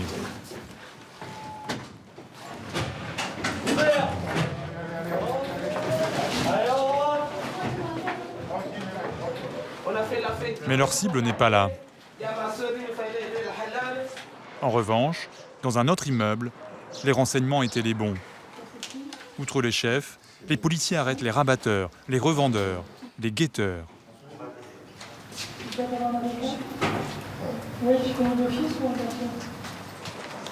Au total, 23 personnes sont placées en garde à vue, dont 7 hommes, l'un des chefs présumés du réseau. En revanche, les policiers n'ont pas encore trouvé de drogue. Car les trafiquants la cachent, souvent ailleurs, dans d'autres appartements. Des planques potentielles que les hommes de la PJ vont ouvrir par la force.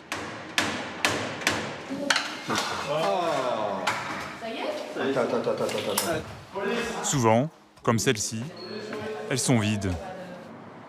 Mais les enquêteurs sont persuadés que la drogue est cachée quelque part dans cette tour.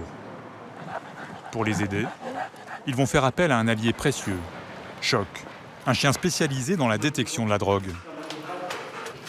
Avec lui, ils vont fouiller l'immeuble dans ses moindres recoins. Allez, c'est bien ça. C'est bien ça. Cherche. Soudain, Choc se précipite sur une porte. Cherche. Tu vois, le comportement déjà change. Bon, bah, ça nous... Le chien insiste. Cet appartement ne figurait pas sur la liste des locaux suspects. Il va falloir le contrôler.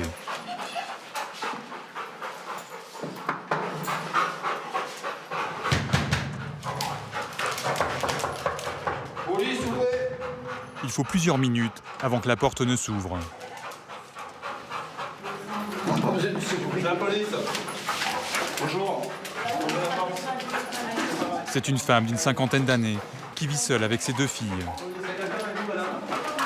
Pour la police, il pourrait s'agir d'une nourrice, une personne en apparence au-dessus de tout soupçon que les trafiquants rémunèrent pour cacher la drogue. Pendant que les policiers perquisitionnent, 2 de leurs collègues qui étaient au bas de l'immeuble se précipitent pour leur transmettre une information importante. Ça a jeté, il y a 2 sacs en bas. 2 sacs qui auraient été jetés depuis cet appartement. Vous avez jeté quelque chose, madame, avant qu'on rentre. La femme nie, mais les policiers sont formels. Ils étaient positionnés au bas de l'immeuble. C'est là que nous les retrouvons. Et les sacs, les voici. À l'intérieur, de l'argent Beaucoup d'argent en petites coupures. Près de 300 000 €. Mais aussi des sachets de résine de cannabis, prêts à être revendus. Ça a été balancé du haut de la tour. La personne a dû comprendre que peut-être il y avait un risque, donc elle a tout balancé par la fenêtre. L'argent est immédiatement évacué. Ça arrive souvent, ce genre de choses? Oui, c'est pour ça qu'on met des gens en bas, parce qu'en fait, quand on tape aux portes, les gens ils jettent par les fenêtres. Ah ouais. Donc il vaut mieux sécuriser l'extérieur.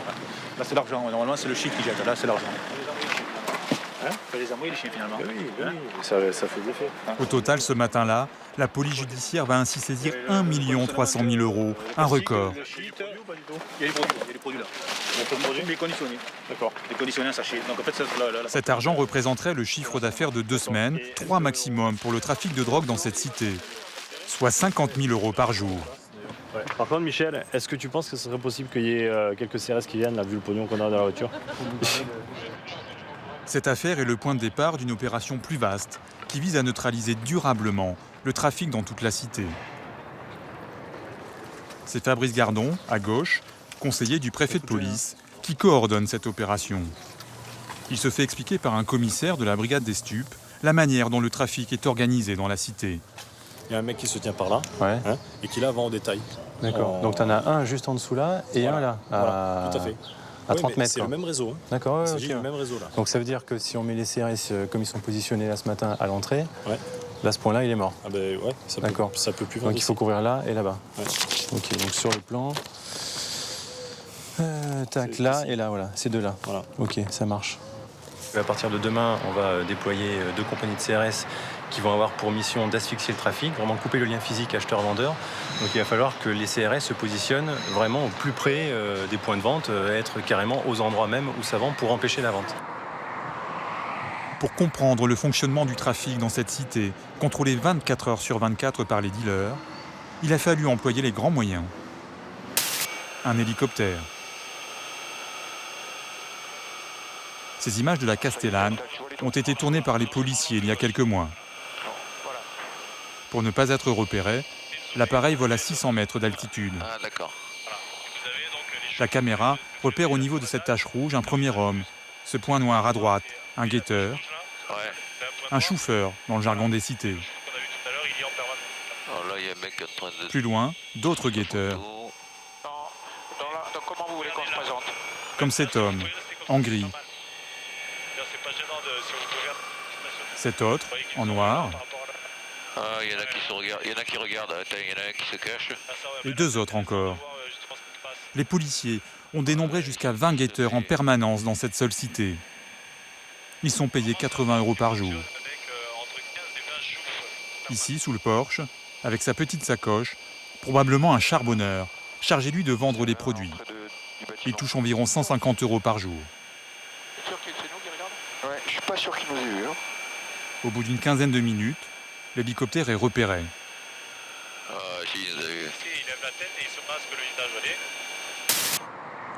Située au bord de l'autoroute, dans les quartiers nord de Marseille, la Castellane, 7000 habitants, est la cité où a grandi Zinedine Zidane. Elle est devenue un supermarché de la drogue pour toute la région. D'ailleurs, quelques heures à peine après le départ des policiers, lorsqu'on revient à la Castellane, les affaires ont déjà repris. Nous filmons un premier guetteur qui a repris sa place, tranquillement assis sur un tabouret. Et un autre 50 mètres plus loin qui fait un signe en notre direction.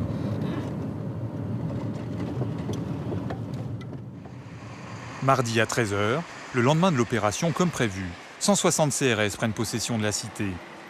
Ils s'installent à chaque entrée et fouillent toutes les voitures. Je vais demander les papiers du véhicule ainsi que votre permis de conduire.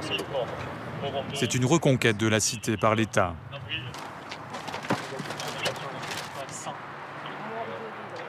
À côté des CRS, d'autres fonctionnaires qu'on ne voyait plus depuis longtemps en profitent pour effectuer des contrôles.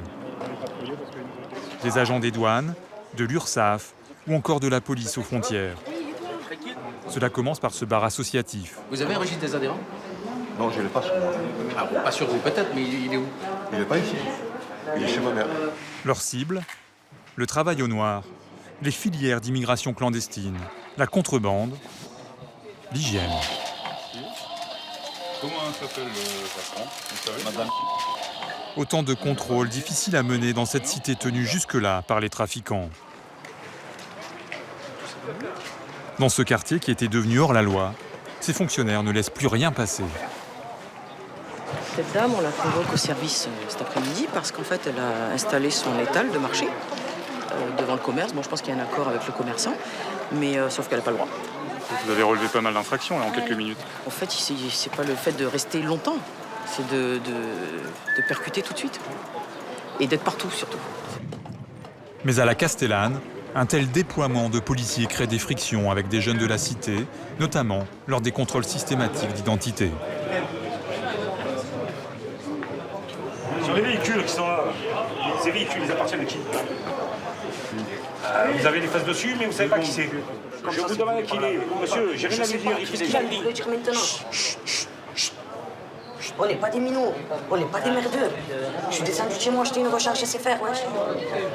Ouais, je sais pas ce que ça veut dire, ça n'existe pas dans le dictionnaire. Allez, mettez-vous la cause là. Finalement, l'incident n'ira pas plus loin. Pour être efficace dans cette cité, les policiers s'adaptent au terrain. Les hommes de cette brigade sont surnommés les ninjas à cause de leur tenue noire. Avec leur moto, ils peuvent circuler dans les endroits les moins accessibles. Eux aussi doivent effectuer un maximum de contrôles. Et là aussi, c'est un peu tendu. Vous voyez caché dans la trappe hein? Vous voyez pas justement, c'est parce que je l'ai conduit, les parce que je sais qu'il y a une trappe et qu'on peut cacher des choses dedans, ok? Lève la main de la sacoche. Oui, pas ouvert. Mets là dessus, voilà. Ok? Fais-moi FPR, s'il te plaît. Le FPR, le fichier des personnes recherchées. Levez les mains des poches, monsieur. Voilà, merci. Le contrôle va s'avérer positif. Cet homme est sous le coup d'une condamnation à 4 mois de prison pour une affaire de voiture volée. Une peine qu'il n'a jamais effectuée. Il est emmené par les policiers, direction la prison. Les ninjas reprennent leur patrouille. Et les découvertes s'enchaînent. On va enlever celle-ci. Et de là-bas. On va la grosse là. Et sur les 4 motos, il y en a 3 de volées. Là. Et l'autre, pour l'instant, elle ressort pas. Il n'y a plus de plaques, il n'y a plus de Neyman, il n'y a plus rien. Ça sert à qui ça en général? Il faut aller voir l'arrache. Ça sert un peu à tout. Voilà. Celle-là, ça fait 1 an qu'elle est volée. Vous l'avez trouvé comment? Ben là, juste là, elles sont posées là. Et vu que c'est tranquille avant d'arriver jusqu'ici, on est caillassés de partout, donc on pose juste les motos tranquillement et c'est la fête. Je pense que personne ne viendra les chercher. Ah oui, ouais, en temps normal, personne ne vient. Quoi. Enfin, personne ne vient. On vient, mais on est mal reçu, donc on passe vite. Enlèvement des encombrants, des épaves qui jonchent les allées. L'opération vise aussi à améliorer le cadre de vie des habitants. Pendant 5 semaines, 7 jours sur 7, les forces de l'ordre vont ainsi quadriller et boucler le quartier. Mais pour quel résultat? À Marseille, la Castellane est la 18e cité en 6 mois à vivre une telle opération de sécurisation. Nouvelle stratégie des autorités pour libérer les quartiers du trafic de drogue. Pour comprendre les effets à long terme d'une telle politique, nous sommes rendus dans ce quartier, coincé entre la voie ferrée et une zone industrielle. En janvier et février dernier, la cité de Bassins a connu le même déploiement policier. Certains habitants disent l'avoir vécu comme un harcèlement. Nawel, une jeune femme du quartier, se présente spontanément à nous. Bonjour. Christophe Dubois, je suis journaliste. Mademoiselle Nasri. Franchement, ils nous contrôlaient tous les 5 minutes. Ils savent qu'on est habitant de Bassins, mais quand même. Ils nous enlevaient tout ce qu'il y avait dans la voiture. Non, c'est trop. Il y en a un qui a osé me dire, on ne sait jamais, hein. Vous trafiquez, vous aussi. Genre, vous trafiquez la drogue. Quand des policiers viennent pour nous dire ça, excusez-nous, mais ils ne viennent pas pour calmer la cité. Hein. D'autres, en revanche, estiment que la présence des policiers a remis de l'ordre dans la cité. Pierre Fournon, directeur de l'office HLM, tient à nous montrer un appartement dont les fenêtres sont condamnées. Les dealers en avaient fait leur QG. Leur consigne de management est encore inscrite dans le hall. On peut lire Vendre du shit, c'est un métier. Faut être sociable et commercial. Depuis l'opération, Pierre Fournon a pu récupérer l'appartement et va le réhabiliter. Donc on est ici devant la porte d'entrée du logement en question. Donc ce qu'on espère maintenant, c'est que voilà, cette situation soit stabilisée et qu'on puisse effectivement réaliser des travaux, qu'une famille puisse en bénéficier, puisqu'on sait qu'il y a beaucoup de demandes de logement. Autre changement, des façades ont été repeintes. Des entreprises de BTP qui auparavant étaient racketées ont pu reprendre leurs travaux. D'ailleurs, la peinture à Bassins, ça occupe du monde. 6 jeunes du quartier participent à un chantier. On a mis toutes les couleurs, blanc, jaune. Une semaine payée au SMIC, soit 240 €. Là, on essaye d'améliorer le quartier parce que voilà, c'était un peu sale. Voilà, il n'y a pas que des points négatifs. Ce chantier fait partie de la stratégie globale de reconquête des cités. Après le répressif, le social. La propreté, ça fait du bien. Cette jeune fille de 16 ans ne va plus à l'école. C'est son premier emploi. Et le quartier, alors, il est calme en ce moment? Ça va, rapport, ça va. Toujours on entend Arra, comme d'habitude. Arra, c'est le cri que lancent les dealers quand la police arrive. Ça va, c'est calmé. À Bassins, malgré l'opération policière il y a 4 mois, les trafiquants sont de retour. Les guetteurs de nouveau à leur poste, comme celui-ci, assis sur un canapé. Pour certains habitants comme Sofiane, 28 ans, qui a grandi dans la cité, rien n'a vraiment changé, si ce n'est le décor. Ça c'est nouveau, ce que vous voyez. Et la peinture qui est dans tout le bâtiment. Lui et ses amis acceptent de nous recevoir chez eux pour revenir sur cette opération de sécurisation. Ils se sentent coincés entre la pression policière et l'omniprésence des dealers. Ils ont déployé 150 camions, ça n'a pas changé, le trafic il est toujours. Vous venez, vous dormez une fois ici, vous allez voir comment vous allez être dégoûté. Tous les jours ça crie, c'est le bordel dehors. Et voilà, comment nous on pourrait être associés à ces gens-là, mais faut arrêter. Ils se tuent entre eux, ils se mangent entre eux, ça ne nous regarde pas. Nous on est là, c'est pour gagner notre paix. Voilà, moi je me lève 5 h du matin avec ma sueur. Moi je fais toute la nuit. Je suis pas là pour surveiller qui c'est qui tue, qui c'est qui tue pas, qui c'est qui mal. Moi ça ne me regarde pas. Ce fatalisme est-il partagé par les femmes du quartier? Ce jour-là, elles sont réunies pour leur fête annuelle. Derrière la bonne humeur, les séances de maquillage et les bavardages entre voisines pointent le désarroi. Le problème paraît sans issue. La drogue est liée dans la cité. Je le redis, je me répète, elle y sera toujours. Malgré les forces de l'ordre, c'est vrai que ça a un peu diminué, mais ça continue. Il y a toujours ce problème-là, il y est dans la cité. Et dans toutes les cités, je pense, de Marseille. Il y a trop de chômage, trop. Maintenant, vous croyez que les jeunes, si on leur proposait un emploi, ils ne seraient pas là à tenir les murs. Depuis 6 mois, depuis le début de ces opérations de sécurisation des cités, près de 34 000 personnes ont été contrôlées et plus de 1000 interpellées. Dans le même temps, la drogue continue à tuer. À Marseille, depuis le début de l'année, 9 personnes sont mortes au cours de règlements de compte.